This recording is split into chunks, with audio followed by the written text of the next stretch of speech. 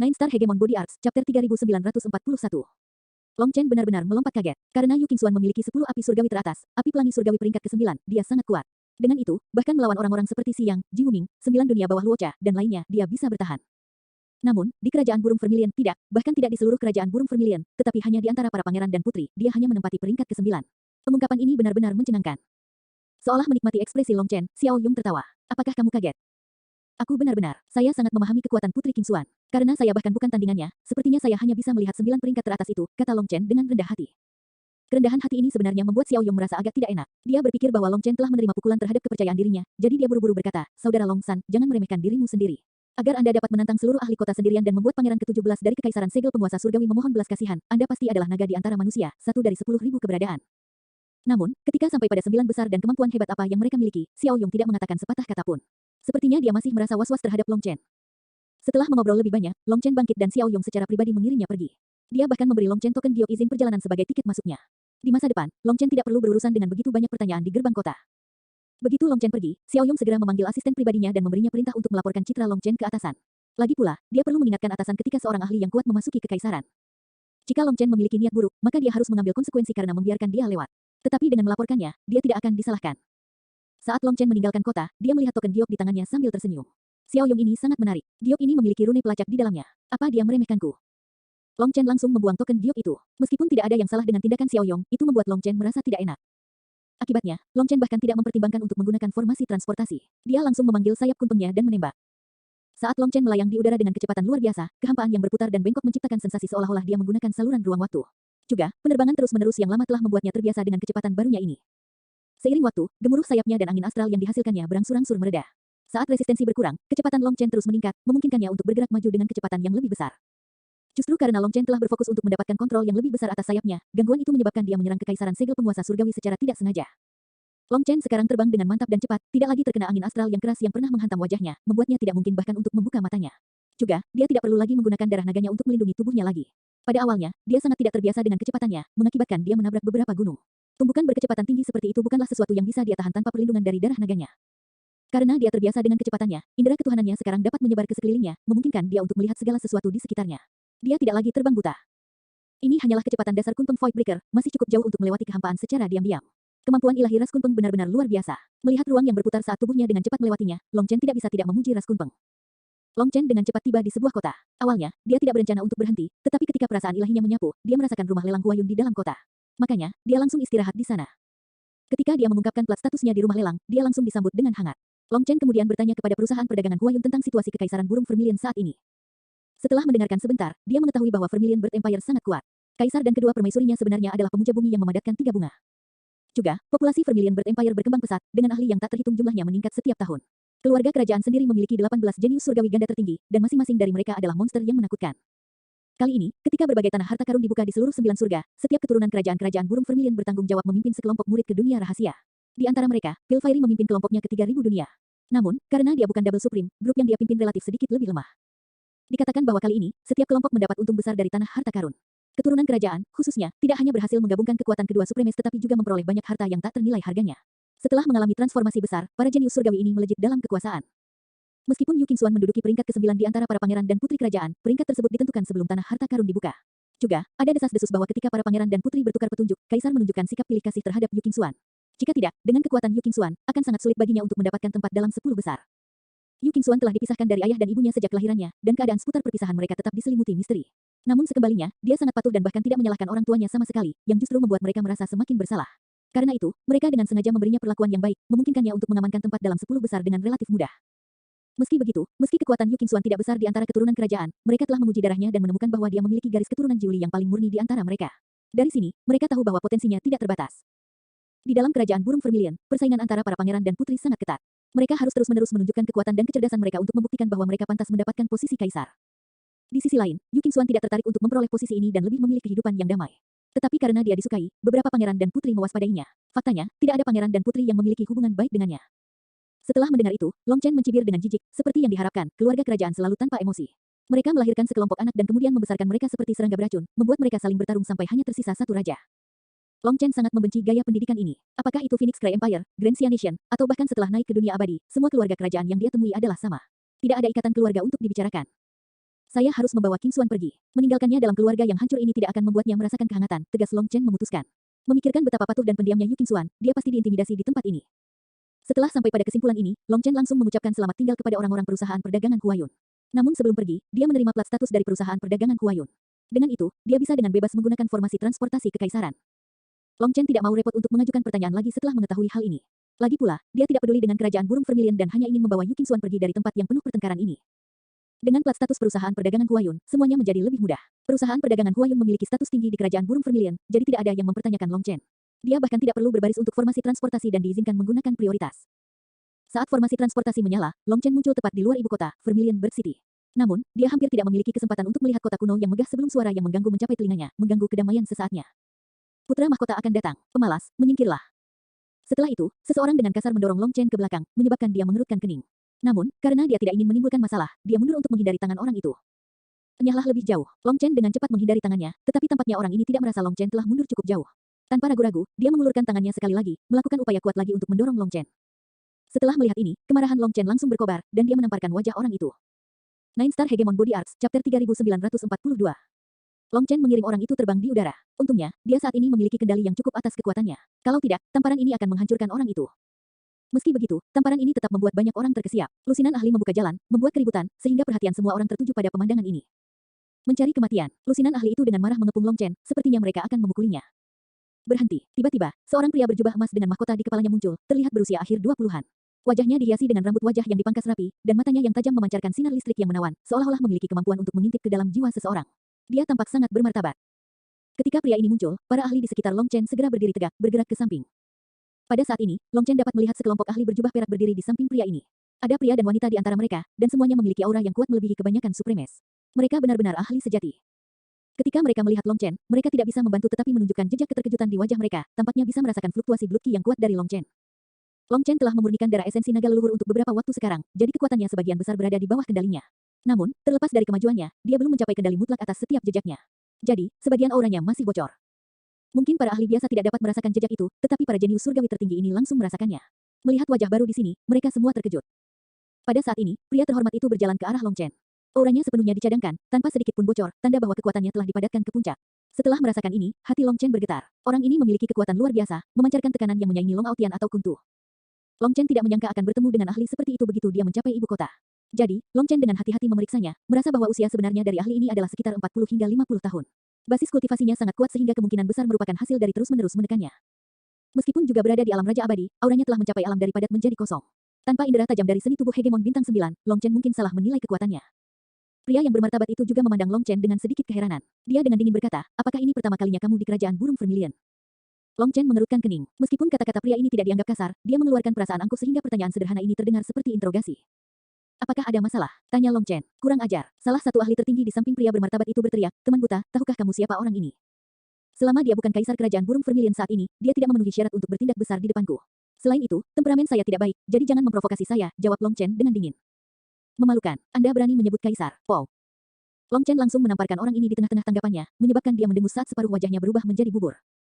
Saat Long Chen menyerang, pria yang bermartabat itu juga mengulurkan tangan untuk meraih pergelangan tangan Long Chen. Namun, dia tidak bisa memahami apapun. Long Chen dengan cepat menamparkan pria itu dan menarik tangannya kembali. Sekarang, ekspresi pria bermartabat itu tenggelam. Long Chen benar-benar menamparkan bawahannya tepat di depannya, dan dia tidak bisa menghentikannya. Itu adalah provokasi besar baginya. Laporkan namamu. Dia berteriak dengan marah. Cukup jelas bahwa setelah Long Chen menyebut namanya, pria ini akan langsung menantang Long Chen untuk berkelahi. Orang-orang di sekitarnya langsung tegang, menatap Long Chen dengan kaget. Mereka tidak tahu dari mana pria berjubah hitam ini berani membuat masalah di sini. Long Chen menggelengkan kepalanya. Hanya apa yang terjadi? Dia hanya mencari satu orang, tetapi dia bahkan belum memasuki kota dan beberapa masalah sudah menemukannya. Long Chen hendak menyebutkan namanya ketika suara roda batu menggelinding di tanah menarik perhatian semua orang. Setelah itu, seekor keledai yang menarik kereta usang perlahan mendekat. Yang mengemudikan kereta itu adalah seorang anak laki-laki berusia awal remaja. Yang membuat penasaran adalah bahwa bocah ini bahkan tidak melihat orang-orang di sekitarnya. Dia langsung menyuruh keledai itu melewatinya. Ketika orang banyak melihat kereta itu, mereka benar-benar berpisah di depannya, tidak berani menghentikannya. Adapun anak laki-laki itu, dia tidak berkultivasi sama sekali. Dia hanya orang biasa. Saat melihat kereta ini, ekspresi pria terhormat itu menjadi sedikit jelek. Setelah ragu-ragu sejenak, dia juga menyingkir. Akibatnya, keledai itu menarik kereta melewati pria terhormat dan Long Chen itu. Para seniman bela diri benar-benar kompetitif. Mereka akan berjuang untuk ketenaran dan keuntungan bahkan tanpa mengetahui mengapa mereka berjuang. Bahkan saat darah mewarnai tanah, saat tulangmu memenuhi hutan belantara, kamu tetap bertarung dengan gembira tanpa lelah. Hal seperti itu adalah puncak kebodohan, puncak kebodohan. Ketika kereta melewati mereka berdua, suara tua yang menghina terdengar darinya, seolah-olah pembicara benar-benar meremehkan semua pembudidaya di sini. Suara tua itu tidak memiliki kekuatan apapun, pertanda bahwa dia hanyalah orang biasa. Namun, dia berani mengkritik semua ahli di sini. Yang mengejutkan Long Chen, pria yang bermartabat itu tidak membalas kritik ini. Namun, meskipun dia tidak mengatakan apa-apa, ekspresinya gelap karena amarah. Kodok di dasar sumur tidak bisa berbicara tentang lautan. Serangga musim panas tidak bisa berbicara tentang musim dingin. Di sisi lain, Long Chen langsung membalas. Jawabannya menyebabkan banyak ahli terkesiap. Dalam keterkejutan mereka juga ada sentuhan kekaguman. Harus diketahui bahwa sesepuh di dalam gerbong memiliki status yang mengejutkan, dan tidak ada satu orang pun di sini yang berani berdebat dengannya. Tiba-tiba, anak laki-laki itu menarik tali kekang, menyebabkan keledai itu berhenti di jalan. Dia kemudian menatap Long Chen dengan marah. Dasar bodoh, orang vulgar yang hanya tahu bagaimana menggunakan kekuatan kasar untuk menyelesaikan masalah berani berdebat dengan seorang filsuf. Seorang filsuf, sampah macam apa itu? Long Chen belum pernah mendengar gelar ini sebelumnya. Tapi melihat seorang anak laki-laki berani memandang rendah dirinya, dia langsung kesal. Dia dengan jijik berkata, orang bodoh yang bodoh. Jalan itu untuk semua orang. Hanya karena seekor binatang bodoh datang, mengapa orang lain harus membuka jalan untuk itu? Binatang bodoh itu secara alami adalah keledai, tetapi ada juga kutukan tersirat terhadap anak sekolah dan orang tua di kereta. Anda, kamu apa? Apakah kamu tidak tahu sopan santun? Jika ya, mengapa Anda menghentikan kereta Anda di tengah jalan dan memblokir pejalan kaki? Sekarang, Anda bahkan berani mengkritik orang lain. Itu seperti seseorang yang ditutupi bulu mengatakan orang lain terlihat seperti monyet. Bisakah kamu merasa malu? Sungguh kurang ajar. Anda berani bersikap kasar kepada seorang filsuf. Tangkap dia. Nine Star Hegemon Body Arts, Chapter 3943. Namun, tidak ada yang bergerak setelah bocah itu berteriak. Pria yang bermartabat dan yang lainnya tidak memperhatikannya. Faktanya, tidak ada ahli di sekitarnya yang melihat bocah itu. Dalam sekejap, ekspresi bocah itu menjadi jelek karena malu. Dia sangat marah, tetapi dia tidak dapat mengarahkan para ahli di sekitarnya. Siuer, itu sudah cukup. Jangan turunkan diri Anda ke level orang yang vulgar. Kita masih harus melihat kaisar. Lagi pula, kepala batu tidak akan berubah pikiran, kayu busuk tidak bisa diukir, kata sesepuh di dalam gerbong. Setelah sesepuh mengatakan itu, bocah itu menunjuk ke arah Long Chen. Dunia ini penuh dengan kesempatan untuk belajar dan mencakup beragam jalur, tidak terbatas hanya pada seni bela diri. Hanya orang bodoh sepertimu yang kurang menghargai orang lain di dalam hati mereka. Bocah itu kemudian mendesak keledai itu, membuat Long Chen merasa marah. Namun, melihat itu hanya seorang anak kecil, Long Chen menahan diri. Kalau tidak, dia sudah lama menamparkan bocah ini dan mengajarinya apa itu rasa hormat. Aku akan membiarkan masalah hari ini apa adanya. Tapi lain kali, saya, Su Yunwen, secara pribadi akan mengalami keahlian Anda untuk melihat apa yang membuat Anda berani menjadi begitu sombong, kata pria bermartabat itu dengan dingin. Saya sombong, hahaha, menarik, apakah Anda dibesarkan oleh benda tua itu? Bahkan saat tertutup bulu, apakah Anda melihat orang lain sebagai monyet? Siapa yang bisa lebih sombong darimu? Apa, Anda membutuhkan orang lain untuk membuka jalan bagi Anda hanya untuk berjalan di jalanan? Apakah Anda menolak untuk berjalan di jalan yang ramai? Mengapa orang harus menyingkir agar Anda bisa memamerkan keagungan Anda? Saya mendengar bahwa Anda adalah putra mahkota. Ya, hehe, seseorang dengan kelakuanmu, tidak mungkin kamu bisa menjadi putra mahkota yang layak seumur hidupmu, kata Long Chen acuh tak acuh. Hanya siapa kamu? Geram Su Yunwen. Siapa aku tidak penting. Anda akan segera mengetahui siapa saya. Jangan khawatir, saya tidak akan meninggalkan kerajaan burung vermilion dalam jangka pendek.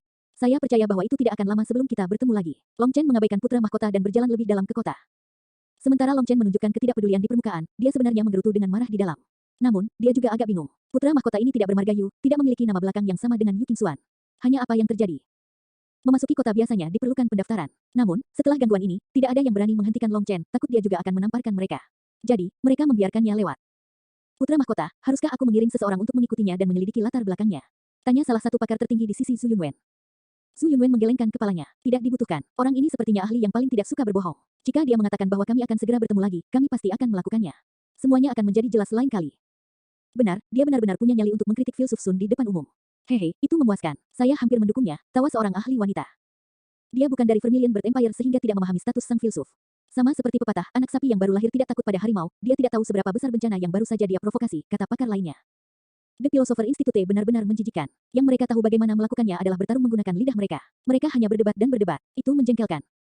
Hal yang paling dibenci tentang mereka adalah sikap mereka. Mereka semua bertindak lebih baik dari kita. Mereka bahkan tidak banyak belajar, namun kesombongan mereka telah melampaui langit. Meskipun mereka semua akan mati dengan satu tamparan, kita harus menanggungnya. Ketika Institut Filsuf disebutkan, mereka semua mulai mengeluh karena mereka tidak menyukai Institut Filsuf. Namun, mereka juga tidak berdaya untuk melakukan apapun pada mereka. Saat Long Chen memasuki ibu kota, dia menemukan bahwa kota burung vermilion bahkan lebih besar dari yang dia bayangkan. Kota itu sendiri memiliki 5 danau, 4 gunung, 9 anak sungai, dan 18 aliran gunung. Apalagi, meski bangunannya terlihat tidak beraturan, sebenarnya dibangun dengan formasi khusus. Dari langit, kota burung vermilion tampak seperti segel raksasa, dan di jantung segel itu ada tanda burung ilahi dengan desain seperti api di sekelilingnya. Burung ilahi ini secara alami adalah burung vermilion. Bangunannya sendiri sudah sangat tua. Namun, mereka memberikan perasaan yang hidup, seolah-olah penuh dengan energi muda, mirip dengan seekor burung yang melebarkan sayapnya dan akan terbang.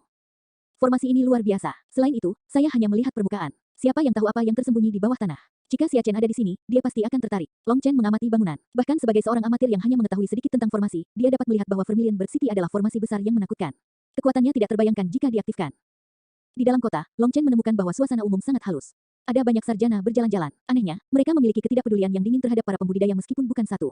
Kilatan menghina di mata mereka menunjukkan penghinaan yang mendalam bagi mereka yang berada di jalur kultivasi.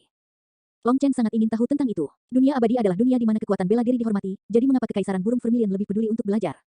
Dia melihat kelompok-kelompok yang terdiri dari 3 sampai 5 sarjana di sekelilingnya, menunjuk ke sungai dan gunung, mendiskusikan fakta, berdiskusi, membacakan puisi, atau bahkan bernyanyi. Mereka tampak sangat riang. Mereka berada di kedai teh dan toko anggur. Dengan demikian, Long Chen sangat mencolok saat dia berjalan di jalanan dengan jubah hitamnya dengan pedang raksasa di punggungnya.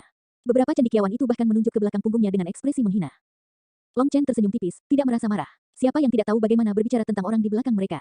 Juga, siapa yang tidak pernah dibicarakan seperti ini? Long Chen tidak pernah peduli tentang hal seperti itu. Di sisi lain, dia cukup tertarik dengan sejarah Vermilion Bird Empire. Dia memperhatikan bahwa tempat ini penuh dengan budaya, dan jalan-jalannya penuh dengan sejarah. Bahkan toko-toko kecil di jalan tampak seolah-olah memiliki sejarah besar di belakang mereka. Toko-toko di jalur utama sebenarnya tidak ada hubungannya dengan penanaman, berbeda dengan kebanyakan kota. Di sini, dia seperti kembali ke dunia Fana Phoenix Cry Empire, dan perasaan ini benar-benar membuatnya merasa sentimental. Maaf, orang dengan senjata tidak bisa masuk ke sini. Long Chen hendak masuk ke toko kaligrafi ketika dia dihentikan oleh penjaga toko. Penjaga toko memandangnya dengan jijik, yang membuat ekspresi Long Chen menjadi aneh. Kekaisaran burung Vermilion benar-benar menarik. Seorang penjaga toko kecil benar-benar berani menghentikannya. Long Chen tersenyum dan tidak masuk. Dari luar, dia melihat bahwa meskipun tokonya kecil, sebenarnya ada beberapa barang dagangan yang mengesankan. Secara artistik, mereka sangat mendalam. Long Chen ingin membeli beberapa, tetapi dengan sikap penjaga toko, dia tidak bisa diganggu. Lagi pula, ada banyak toko lain. Tentu saja, ada beberapa dengan sikap yang lebih baik. Ketika Long Chen melihat beberapa ornamen dengan pengerjaan yang indah, dia ingin membelinya. Tapi kemudian, dia mengetahui bahwa membeli barang di Vermilion Bird Empire mengharuskan dia untuk menggunakan mata uang kekaisaran. Akibatnya, Long Chen tercengang. Tak heran jika banyak pemilik toko yang langsung mengusirnya. Tampaknya mereka tahu bahwa dia tidak punya uang dan tidak mau repot-repot membuang waktu untuknya. Tiba-tiba, suara sitar terdengar dan Long Chen mendengar seseorang menangis. Ini dimulai, ini dimulai. Peri sekte sitar mulai memainkan musik. Dalam sekejap, lautan orang menyerbu ke ujung jalan. Long Chen kemudian terbawa arus kerumunan dan tiba di sebuah alun-alun raksasa. Jantung alun-alun adalah sebuah gunung, dengan mata air yang mengalir dari puncaknya. Anak sungai yang mengoceh menyebabkan kabut tebal mengalir ke bawah dan menutupi alun-alun dengan suasana misteri. Di depan gunung ada panggung dengan 18 wanita cantik berbaju putih. Mereka sedang duduk dan memainkan sitar mereka.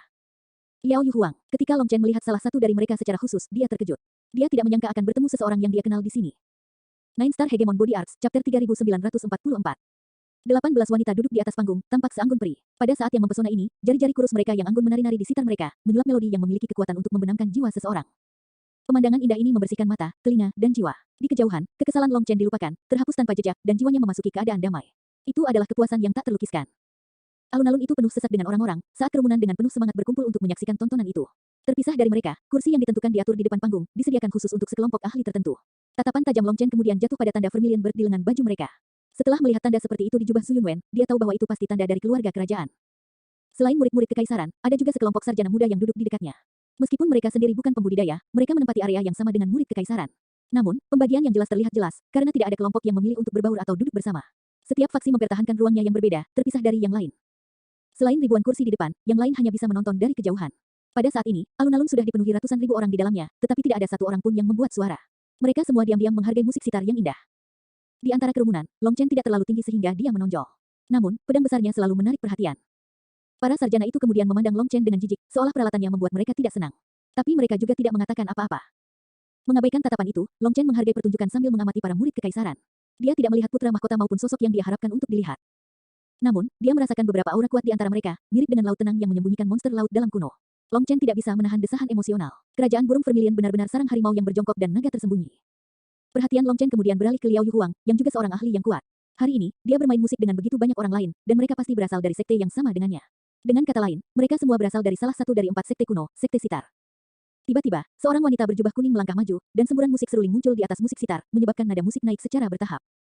Ketika melodi mencapai puncaknya, tiba-tiba berhenti. Musik sitar, musik seruling, semuanya berhenti. Namun, gema mereka tetap ada, menyebabkan jiwa orang-orang itu terasa seperti terangkat melampaui awan. Perasaan mengambang tidak memudar untuk waktu yang lama.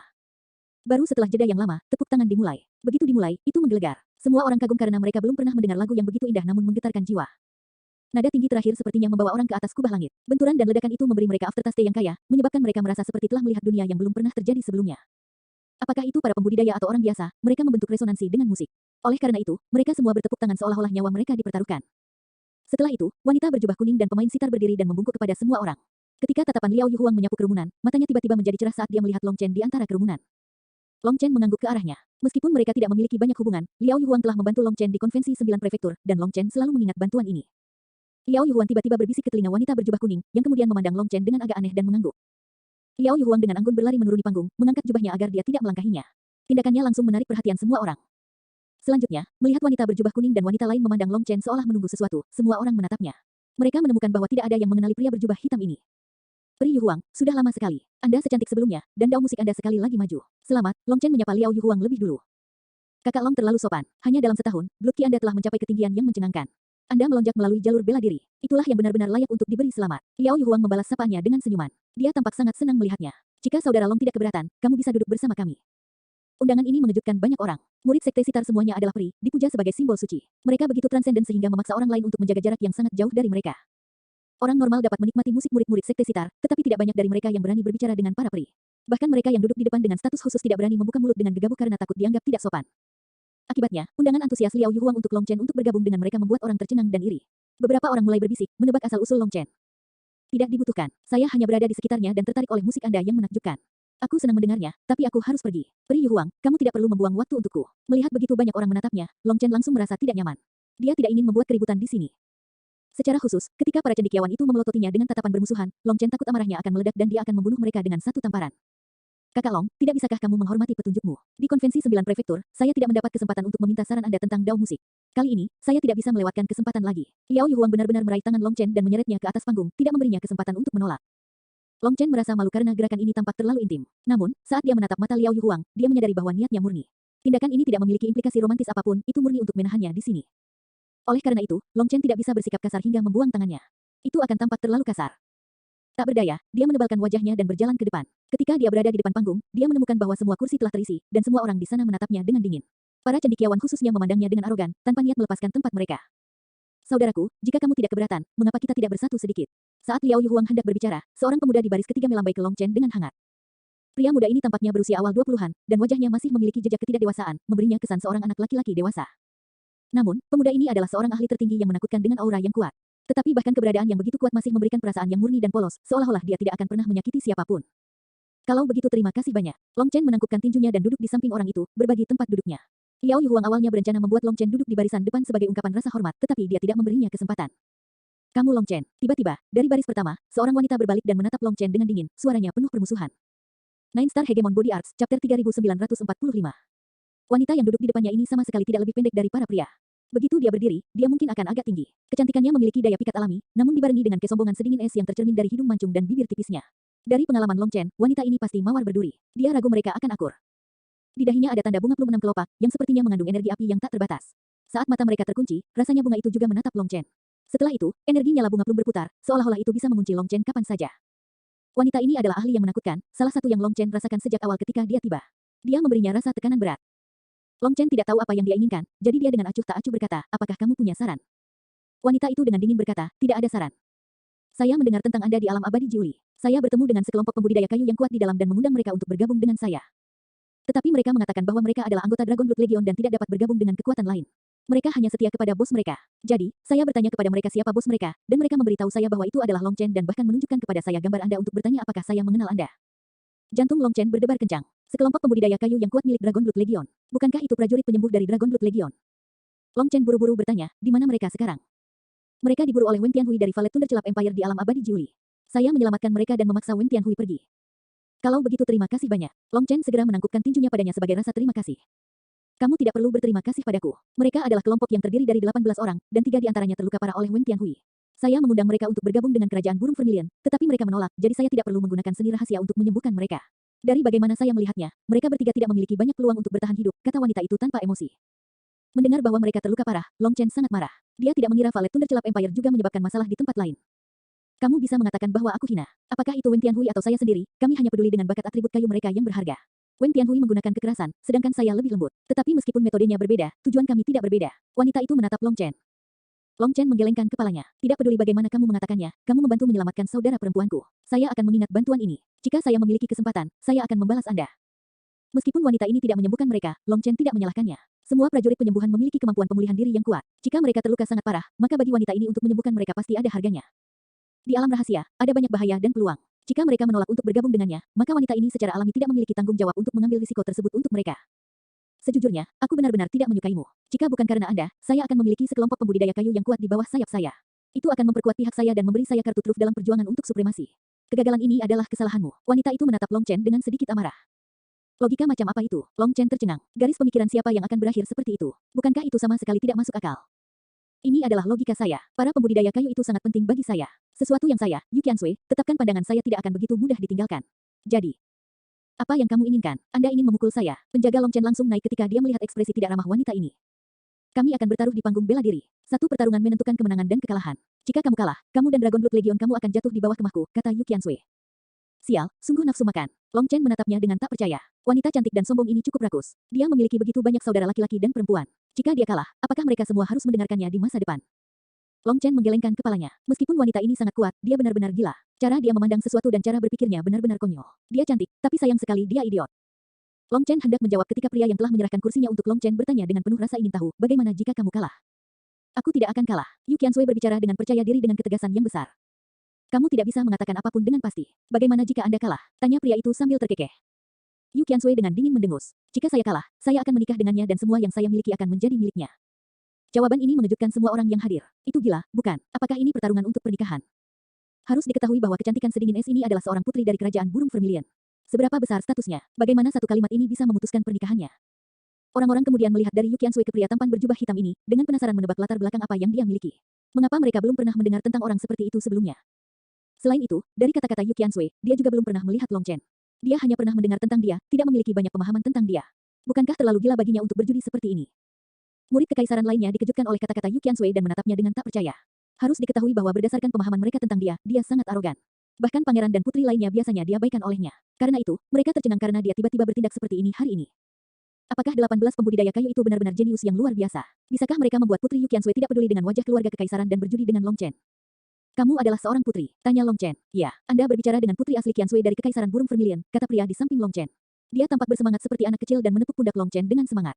Hehe, saudaraku, kesempatanmu telah tiba. Berjudi, dan pisau kecil bisa menjadi kapak perang, sendok kecil bisa menjadi wajan raksasa. Baru pada saat itulah Long Chen menyadari bahwa bahkan orang-orang di baris ketiga pasti memiliki status yang luar biasa. Berani mengatakan hal seperti itu kepada seorang putri, mungkin mereka semua berada pada level yang sama dengan pangeran dan putri. Ini adil, bukan? Kamu kalah, dan semua yang kamu miliki adalah milikku. Aku kalah, dan semua yang kumiliki adalah milikmu. Apakah kamu berani bertarung? Yu Qiansui memandang Long Chen. Adapun Liao Yuhuang dan yang lainnya di atas panggung, mereka awalnya akan terus bermain, tetapi mereka berhenti karena Yu Qiansui tampaknya sangat tertarik dengan pertaruhan mereka. Omong kosong dramatis macam apa ini? Long Chen terdiam. Dia datang untuk menikahi seorang putri, ya, tapi itu bukan wanita gila ini. Maaf, saya tidak tertarik dengan pertaruhan ini. Aku merasa seharusnya aku tidak duduk di sini, jadi aku tidak akan mengganggumu lagi. Long Chen bangkit untuk pergi. Kakak Long, tolong tunggu. Saat itu, wanita berjubah kuning dengan seruling berbicara. Nine Star Hegemon Body Arts, Chapter 3946. Junior magang adik Yu Huang berkata bahwa kakak Long ahli dalam musik, jadi aku dengan tulus berharap kakak Long memberiku beberapa petunjuk. Saya telah mengalami hambatan selama beberapa bulan tanpa kemajuan sedikit pun. Tolong bantu saya, saudara Long. Wanita berjubah kuning itu dengan hormat membungkuk pada Long Chen. Kata-katanya mengejutkan para ahli yang hadir, dan mereka menatap Long Chen dengan tak percaya. Orang ini ahli dalam musik. Peri bercanda, keahlian saya dalam musik hanya dangkal. Bagaimana saya berani menjadi begitu sombong untuk memberi Anda petunjuk? Saya akan mempermalukan diri saya sendiri, dan dalam kasus terburuk, itu bahkan akan menyebabkan Anda mengambil jalan yang salah, kata Long Chen dengan senyum pahit. Meskipun dia telah membaca beberapa buku tentang teori musik dan memiliki sedikit pemahaman tentang musik, yang cukup untuk menipu para amatir, keahliannya hanya pada level itu. Terlebih lagi, wanita berjubah kuning ini berasal dari sekte sitar, lembaga pembelajaran tertinggi untuk dao musik. Bagi Long Chen untuk memberikan petunjuk musik pada keberadaan seperti itu adalah sebuah lelucon. Seorang pejuang bela diri hanya tahu cara mengayunkan pedangnya, dan tangan mereka berlumuran darah. Apa yang mereka ketahui tentang kedalaman musik? Pada saat ini, seorang cendekiawan berwajah pucat di barisan depan mendengus kasar. Long Chen menoleh dan melihat seorang pria berusia 20-an. Pria itu memiliki kulit yang cerah dan halus, tanpa rambut wajah, dan pipinya sedikit montok. Namun, yang paling menonjol adalah aura kesombongan yang terpancar dari dirinya. Ketika Long Chen memandangnya, dia bahkan tidak melihat ke arah Long Chen. Sebaliknya, dia dengan santai menyesap tehnya, tampaknya meremehkan bahkan melihat Long Chen. Pejuang bela diri. Tanpa pejuang, Anda tidak akan memiliki tentara yang menjaga dan melindungi rakyat. Lalu bisakah kamu tetap makan sampai pipimu menjadi sangat gemuk? Tanya Long Chen dengan jijik. Banyak orang hampir menertawakan deskripsi itu. Itu benar-benar tepat. Sungguh lelucon. Jika ada cinta di dunia ini, tidak akan ada batas. Jika ada kebenaran, tidak akan ada batasan. Jika semua orang bisa berhenti berkelahi dan fokus belajar, mendiskusikan berbagai hal dengan alasan, etiket, dan hukum, semuanya akan mengikuti dao alami. Lalu mengapa kita membutuhkan tentara untuk berperang? Tanpa malapetaka yang dibawa oleh tentara dan pedang, mengapa membangun wilayah? Tanpa wilayah, tidak akan ada pertempuran. Orang tidak akan mati karena kekerasan yang tidak masuk akal. Anda mengatakan tentara menjaga orang-orang, tetapi apakah mereka tidak benar-benar ada di sana untuk menyerang negara lain, alasan untuk terus memperluas wilayah seseorang? Cemooh sang sarjana. Saudaraku, dengarkan saranku. Jangan ganggu orang seperti dia. Orang-orang itu tidak memiliki keterampilan apapun selain berbicara. Dalam hal itu, kami bukan tandingan mereka, peringatkan murid kekaisaran di samping Long Chen dengan ramah. Dia sangat menyadari betapa tajamnya lidah para sarjana ini. Selain itu, ajaran leluhur kerajaan burung vermilion memiliki aturan eksplisit bahwa kerajaan burung vermilion harus mempertahankan budaya yang berkembang dari pembelajaran dan kekuatan bela diri. Akibatnya, meski para sarjana ini tidak kuat, status mereka sangat tinggi. Bahkan murid kekaisaran tidak berani bersikap kasar kepada mereka. Mereka tidak bisa memukul ulama dan tidak mampu memukul mereka secara lisan. Dengan demikian, semua pembudidaya Vermilion Bird Empire membenci para sarjana ini, tetapi tidak ada yang bisa mereka lakukan. Mereka tidak berani melanggar hukum kerajaan burung Vermilion. Anehnya, pemuda ini dengan baik hati menasihati Long Chen untuk mengabaikan mereka. Dia tidak ingin Long Chen mempermalukan dirinya sendiri.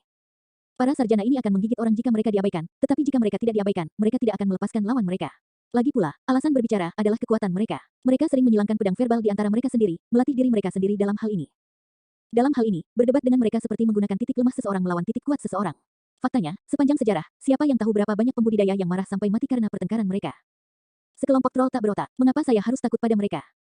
Saya menolak untuk percaya bahwa hanya dengan mulut mereka, mereka dapat menghapus semua jasa dan kontribusi yang telah dilakukan oleh para prajurit di perbatasan kerajaan burung Vermilion. Mereka adalah pejuang pemberani yang tidak takut mengorbankan diri demi melindungi keluarga dan rakyat jelata. Mereka adalah tembok besi yang melindungi orang-orang kerajaan burung Vermilion dari badai. Sementara Anda duduk di sini menikmati musik dan minum teh, begitu bosan sehingga tidak ada yang lebih baik untuk dilakukan selain mengutuk orang lain, mereka menggantung kepala di ikat pinggang mereka, bersiap untuk memasuki pertempuran berdarah melawan musuh kapan saja, dan siap menumpahkan darah mereka sendiri. Darah untuk kekasihnya, pahlawan yang tak kenal takut, pelindung kekaisaran, berubah menjadi orang jahat yang tidak berguna oleh mulutmu. Sepertinya saya kurang belajar, tolong jelaskan kebingungan ini untuk saya, kata Long Chen dengan jijik pada para sarjana yang sombong itu. Meskipun kata-katanya adalah seseorang yang meminta nasihat, ekspresinya dengan jelas mengatakan kepada mereka bahwa jika mereka ingin berdebat, dia akan memberi mereka satu.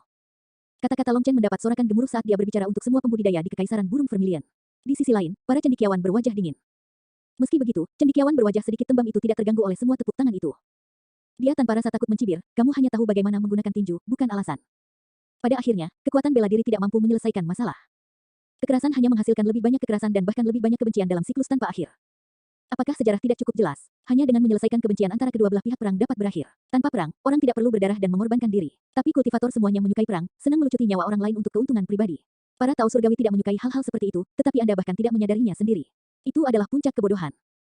Puncak kebodohan. Apakah Anda berbicara tentang diri Anda sendiri? Anda mungkin bisa berbicara nalar dengan seseorang, tapi bagaimana dengan binatang buas? Jika ada harimau di depan Anda, apakah Anda akan membicarakannya? Apakah itu akan berbicara alasan dengan Anda? Tanya Long Chen dengan jijik. Mengapa seseorang berbicara alasan dengan binatang? Saya secara alami memiliki cara sendiri untuk menghadapi hewan liar, kata cendekiawan itu dengan dingin, tetapi dia tidak mengatakan apa metode itu. Semua ahli di sini tahu bahwa dia tidak memiliki argumen yang lebih baik terhadap poin Long Chen. Agar Long Chen dapat membuat salah satu cendekiawan berlidah tajam tidak berdaya untuk melakukan serangan balik, pencapaian ini mengejutkan para ahli yang hadir. Pria ini memang memiliki beberapa keterampilan dalam hal ini. Kamu punya cara apa yang mungkin Anda miliki? Bukankah kamu langsung berlutut dan berteriak ayah? Tanya Long Chen. Cendekiawan itu dengan marah menjawab, Anda melakukan serangan pribadi. Perdebatan harus tentang materi pelajaran yang sebenarnya. Menggunakan serangan pribadi adalah jenis perilaku yang paling rendah. Long Chen menggelengkan kepalanya. Tidak, kita berbicara alasan di sini. Ini bukan serangan pribadi. Pernahkah Anda mendengar ungkapan, bahkan seekor harimau tidak memakan anaknya sendiri? Anda, sarjana itu sangat marah. Sementara kata-kata Long Chen agak vulgar, kata-kata itu agak masuk akal, menyebabkan cendekiawan itu tidak dapat menangkap poin untuk melakukan serangan balik. Namun, setelah memikirkannya, cendekiawan itu tiba-tiba merasa ada yang tidak beres. Jika dia berlutut dan memanggil ayah, bukankah dia akan mengatakan bahwa dia adalah binatang buas? Long Chen jelas mengutuknya secara tidak langsung. Bukankah itu justru serangan pribadi? Beberapa kultivator pintar sudah lama mendengar arti lain dari kata-kata Long Chen. Murid sekte sitar khususnya menyembunyikan senyum mereka. Kamu pikir kamu siapa yang berani menantangku, pemegang gelar Hanlin, untuk berdebat? Nine Star Hegemon Body Arts, Chapter 3947. Kerajaan burung Vermilion membual Institut Filsuf sebagai lembaga pembelajaran tertinggi, berfungsi sebagai puncak pengejaran kecerdasan. Di dalam institut, para murid dikategorikan ke dalam peringkat yang berbeda berdasarkan prestasi akademik dan dedikasi mereka. Dua peringkat awal dapat dicapai dengan menyelesaikan beberapa ujian. Namun, cendekiawan formal perlu mencari dan membangun hubungan mentor murid dengan master dari dalam institut. Hanya dengan mendapatkan kepercayaan dan kemauan dari seorang master barulah mereka dianggap sebagai anggota resmi Institut Filsuf.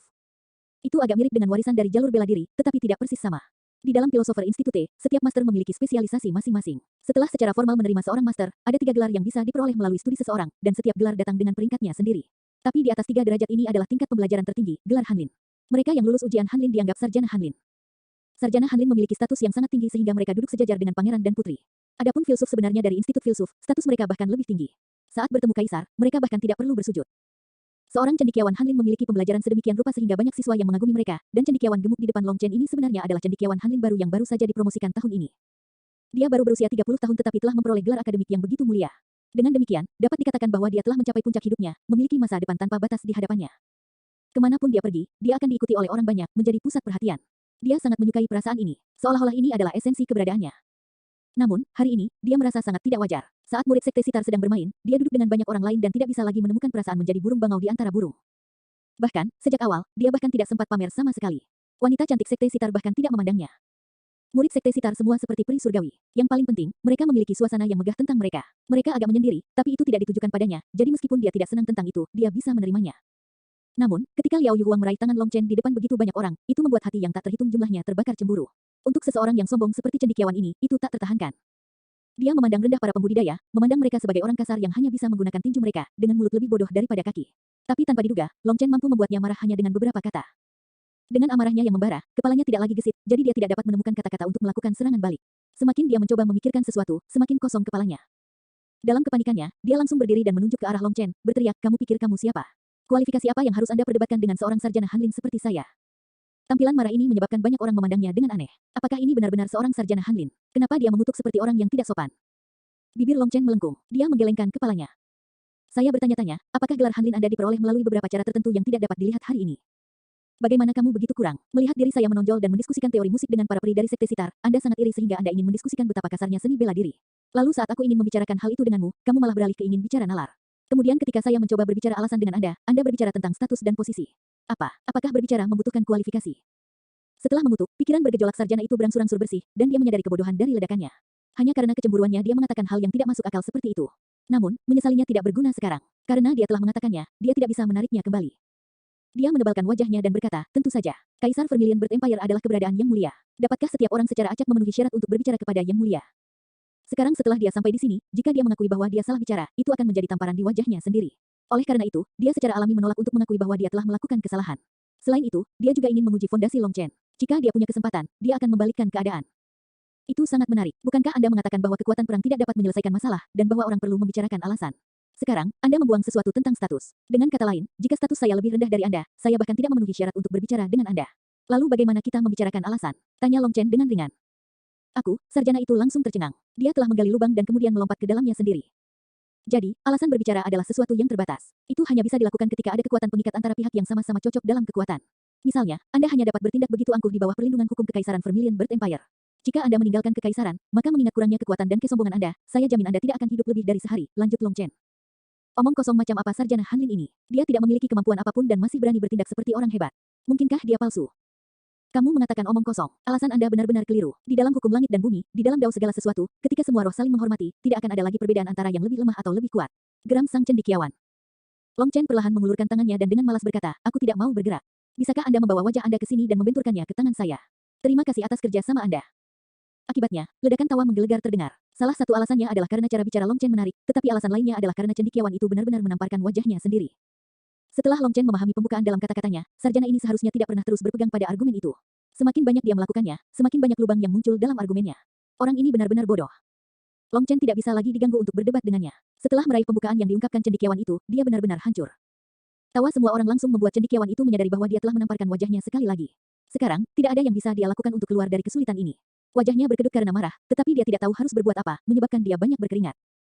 Penampilannya yang menyedihkan itu sangat memuaskan para pembudidaya. Karena itu, mereka sangat mengagumi Long Chen. Kata-katanya tidak memiliki sesuatu yang canggih untuk mereka, tetapi dia dapat membuat pihak lain terdiam dan tidak dapat membalas. Seekor katak di dasar sumur tidak bisa berbicara tentang laut. Serangga musim panas tidak dapat berbicara tentang musim dingin. Tangan Anda berlumuran darah, dan tidak diketahui berapa banyak makhluk hidup yang telah Anda bunuh. Kualifikasi apa yang Anda miliki untuk membicarakan alasan dengan kami? Sarjana lain berdiri dan menantang Long Chen. Orang ini membantu sarjana pertama keluar dari kesulitannya. Lagi pula, kultivator mana yang bisa menghindari pembunuhan orang lain? Kata-kata orang ini tajam dan tepat mengenai sumber masalahnya. Oh, jadi seseorang keluar untuk membantu anjing itu makan kotoran. Apakah Anda ingin berdebat? Baiklah, kalau begitu Bos Long San akan mengobrol denganmu hari ini. Pada saat ini, Long Chen berhati-hati, tidak lagi berencana untuk bersikap rendah hati di kerajaan burung Vermilion. Jadi, mereka ingin bermain. Dia akan dengan senang hati menemani mereka. Akibatnya, Long Chen langsung melompat ke atas panggung dan mengambil kursi seorang Grandmaster, menunjukkan duduk di atasnya dengan angkuh. Menatap para cendekiawan di bawah panggung, dia berkata, "Saya bisa melihat sekarang. Saya tidak cocok untuk bersikap rendah hati. Baik, saya tidak akan membuat rencana untuk pernikahan saya. Aku hanya akan menyerang dengan mata tertutup. Mari kita lihat siapa yang takut pada siapa nanti." Nine Star Hegemon Body Arts, Chapter 3948. Long Chen sangat kesal dengan penyemprot mulut ini. Dia ingin bersikap rendah hati, pertama-tama melihat situasi di Vermilion Bird Empire sebelum memikirkan bagaimana dia akan melamar. Dia mengira bahwa dia harus mengetahui pihak lain terlebih dahulu sebelum dia bisa yakin akan kemenangan. Namun, sekarang dia menjadi sasaran para sarjana bodoh ini, kemarahannya langsung melonjak. Akibatnya, dia tidak lagi peduli untuk bersikap rendah hati dan yang lainnya. Dia langsung duduk di atas panggung dan menantang orang-orang itu. Seekor katak di dasar sumur tidak bisa berbicara tentang laut, serangga musim panas tidak bisa berbicara tentang musim dingin. Anda mengatakan bahwa tangan saya berlumuran darah. Lalu bagaimana dengan ayam, bebek, dan ikan yang Anda makan? Apakah Anda tidak berlumuran darah juga? Maaf, tapi saya seorang vegetarian. Saya tidak menyentuh daging atau ikan, cemooh cendekiawan itu, tampaknya siap untuk argumen seperti itu. Jadi seorang vegetarian tidak membunuh. Mengapa Anda tidak melihat bagian bawah sepatu Anda? Balas Long Chen. Orang itu terkejut. Melihat semua orang memandangnya, dia mencibir, aku tidak tahu apa yang kamu bicarakan. Namun, dia masih mengangkat kakinya. Sepatu ini benar-benar bersih, bagian bawahnya begitu mengkilap tanpa cacat sedikit pun. Kota burung Vermilion sangat bersih sampai tidak tersentuh oleh debu. Dan, apakah Anda ingin membeli sepatu saya? Maaf, tapi sepatu ini hanya untuk pelajar. Anda tidak akan pernah memakainya seumur hidup ini, ejek cendekiawan itu. Bodoh, apakah sepasang sepatu cukup untuk membuatmu naik ke surga? Saya berbicara tentang sepatu Anda yang lain, kata Long Chen dengan acuh tak acuh. Sarjana itu kemudian mengangkat kakinya yang lain. Bagian bawah sepatu ini sama mengkilapnya dengan yang terakhir, tetapi ada beberapa bintik hitam di atasnya. Melihat lebih dekat, semua orang melihat bahwa bintik hitam itu adalah semut kecil yang telah mati. Mayat mereka menempel di bagian bawah sepatunya. Jadi, katakan padaku, apakah kamu berlumuran darah sekarang? Tanya Long Chen. Anda, ini hanya kecelakaan, geram sang cendekiawan. Kecelakaan, oh, jadi kamu bisa mengambil nyawa jika itu kecelakaan. Bukankah orang lain itu mengatakan bahwa ketika semua bentuk kehidupan sama, kita dapat membicarakan alasan? Nah, semut juga makhluk hidup, dan mereka juga punya keluarga. Mereka memiliki bibi dan paman, dan mungkin mereka yang berstatus tinggi dan kaya bahkan memiliki banyak istri. Mungkin jika mereka bekerja keras, mereka bahkan dapat memiliki 100 anak, 1000 cucu. Adapun Anda membunuh satu dengan kaki Anda dan mengibaskannya sebagai kecelakaan. Apakah Anda tahu berapa banyak rasa sakit yang Anda sebabkan pada ayah mereka, ibu mereka, dan anak-anak mereka? Jika Anda benar-benar ingin berbicara alasan, Anda harus bertanggung jawab. Hidup untuk hidup, menebus dosa-dosamu dengan kematianmu di depan semua orang. Kalau tidak, di mana keadilannya? Jika Anda bahkan tidak mengikuti prinsip Anda sendiri, siapa yang akan mendengarkan alasan Anda berbicara? Tanya Long Chen. Anda, sarjana itu pucat karena marah. Dia hanya menginjak beberapa semut, tetapi orang ini ingin dia membayarnya dengan nyawanya.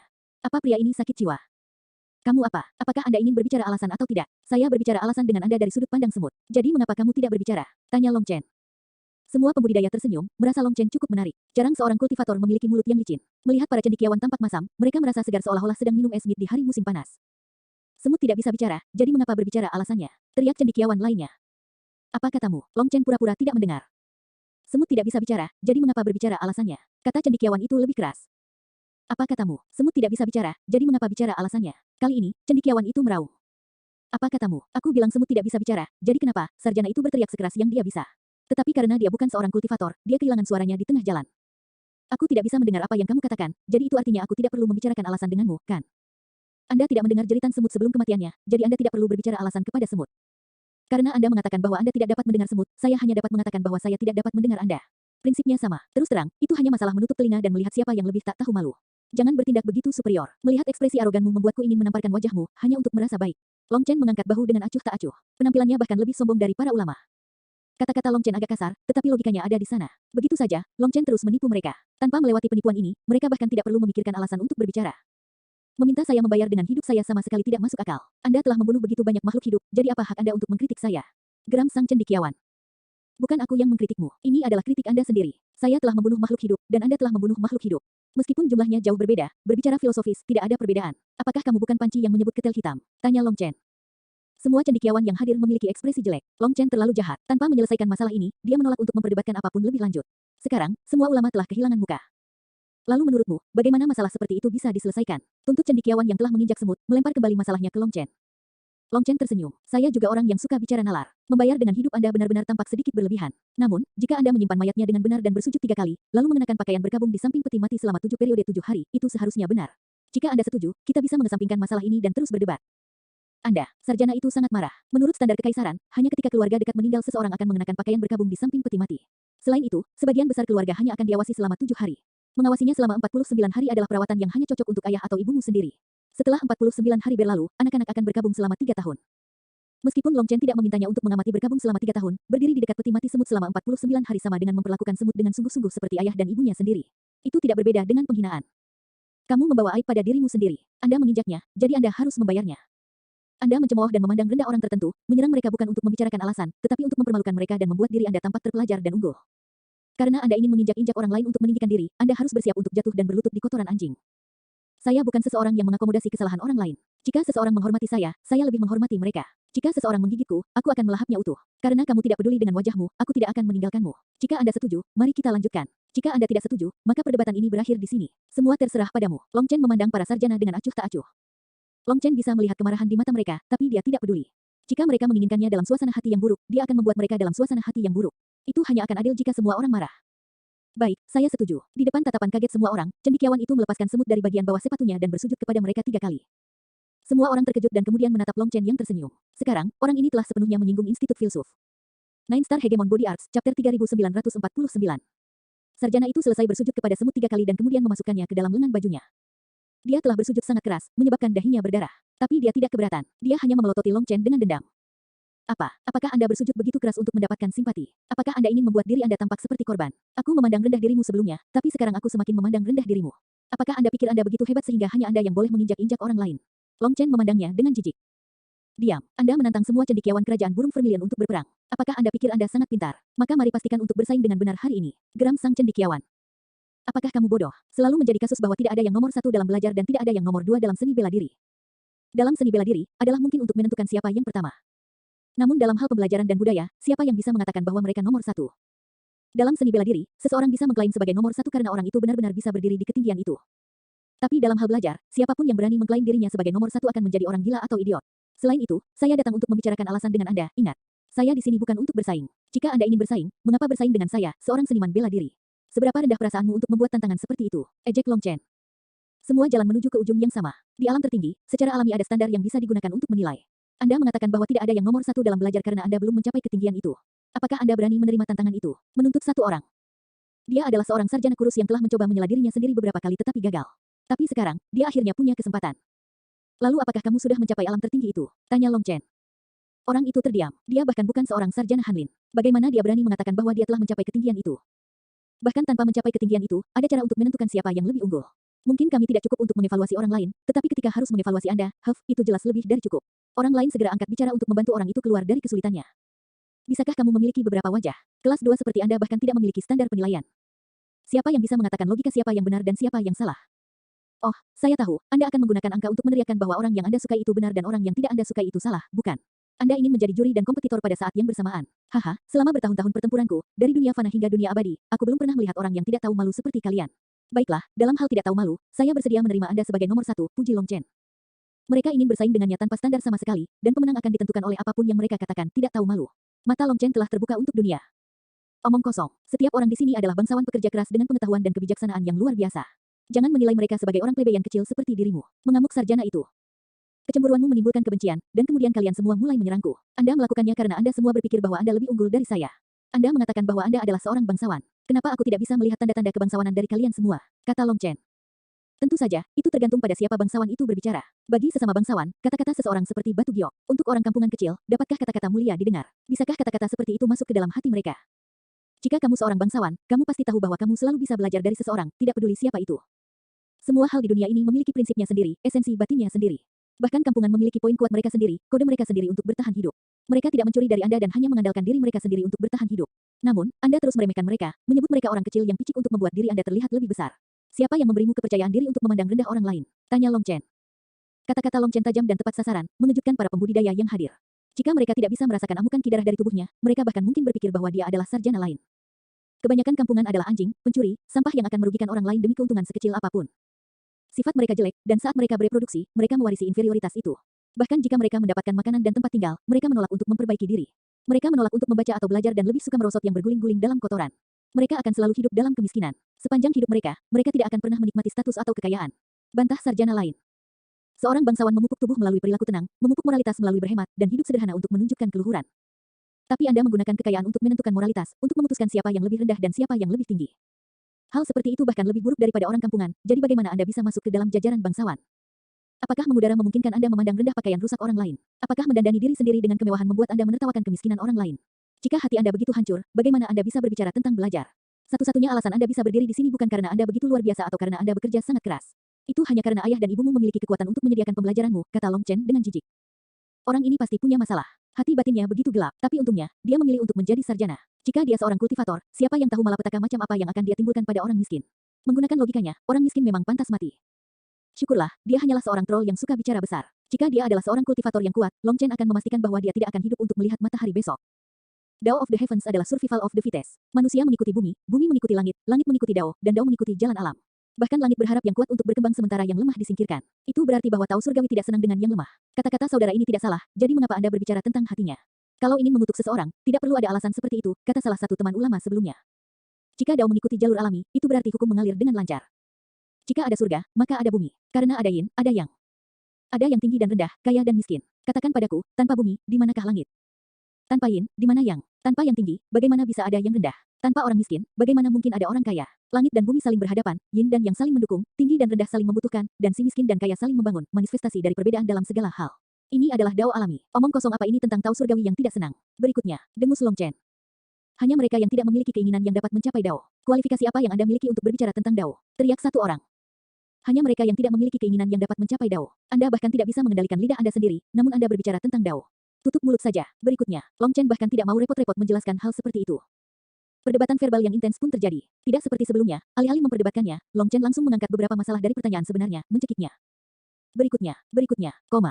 Lusinan orang semuanya diam. Pada akhirnya, tidak ada yang berani bertanya lagi karena mereka semua tercengang. Pengetahuan Long Chen sangat luas sehingga tidak masalah apa yang mereka tanyakan, dia bisa langsung ke inti pertanyaan dan kemudian menangkap beberapa celah untuk melakukan serangan balik, meninggalkan mereka tanpa kata-kata untuk membalas. Pada akhirnya, tidak ada seorang pun di antara para ulama yang berani berbicara lagi. Sendirian, Long Chen berhasil membuat mereka terdiam, menyebabkan semua pembudidaya merasa ingin bersujud padanya dengan kagum. Tidak ada yang lain. Lalu aku pergi. Saya masih memiliki hal-hal penting untuk ditangani. Melihat tatapan marah dari para cendekiawan itu, Long Chen menepuk pantatnya dan bersiap untuk pergi. Saudara Long, itu adalah debat yang luar biasa. Saudari junior telah mengalami apa artinya menjadi terpelajar dan bijaksana. Bolehkah saya meminta kakak Long untuk memberikan beberapa petunjuk kepada adik perempuan junior juga? Jika Anda dapat menemukan kekurangan dalam musik saya akan sangat berterima kasih. Saat Long Chen hendak pergi, wanita berjubah kuning itu menghentikannya dengan ekspresi tulus. Apakah kamu benar-benar ingin aku memberimu kritik? Anda baru saja mendengar kritik macam apa saya? Saya tidak halus atau sopan. Aku mungkin menyinggungmu. Long Chen melihat kata berjubah kuning ini dengan sentuhan keras. Untuk beberapa alasan, Long Chen mendeteksi beberapa aura darinya yang membuatnya merasa tidak nyaman. Aura itu tampaknya berasal dari dirinya sendiri, namun juga seolah-olah berasal dari teknik kultivasinya. Perasaan tidak nyaman ini berasal dari seni tubuh hegemon bintang 9. Karena itu, Long Chen sangat ingin tahu apa yang sedang terjadi. Nine Star Hegemon Body Arts, Chapter 3950. Wanita berjubah kuning itu cantik dan membawa dirinya dengan sikap anggun. Setiap gerakannya tampaknya memancarkan aura yang mulia, namun itu tidak berlebihan atau sombong. Pesona bawaannya membuatnya tampak menyenangkan dan terhormat. Meskipun tidak ada dari mereka yang tahu namanya, dapat dilihat bahwa di antara para murid sekte sitar ini, posisinya adalah yang tertinggi. Baru saja, serulingnya telah menambah musik yang indah, mendorong seluruh lagu ke tingkat yang lebih tinggi. Dia telah membawa mereka ke awan, sebuah bukti betapa terampilnya dia. Dia adalah perpaduan sempurna antara kecantikan dan kekuatan. Meski begitu, murid sitar sekte yang begitu kuat sebenarnya sangat bersikeras untuk mendapatkan petunjuk Long Chen. Pada awalnya, orang hanya iri pada Long Chen. Tapi setelah perdebatan verbal dan tampilan pengetahuannya, mereka sekarang memandangnya dengan cara baru dan tidak lagi berani meremehkannya. Coba pikirkan, seberapa tinggi statusnya. Agar dia merendahkan dirinya untuk meminta petunjuk Long Chen, dia harus berpikir bahwa penilaiannya melebihi hadiah semua orang.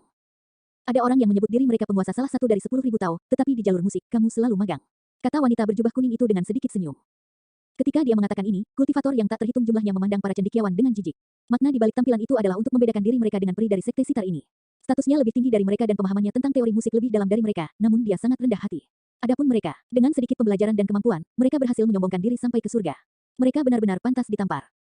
Di depan tatapan menghina itu, ekspresi para cendekiawan menjadi jelek. Orang-orang yang mereka anggap lebih rendah sekarang memandang rendah mereka, menyebabkan mereka merasa marah tetapi mereka tidak berdaya untuk berbuat apa-apa. Baiklah, kalau begitu aku akan mengatakan apa yang harus aku katakan.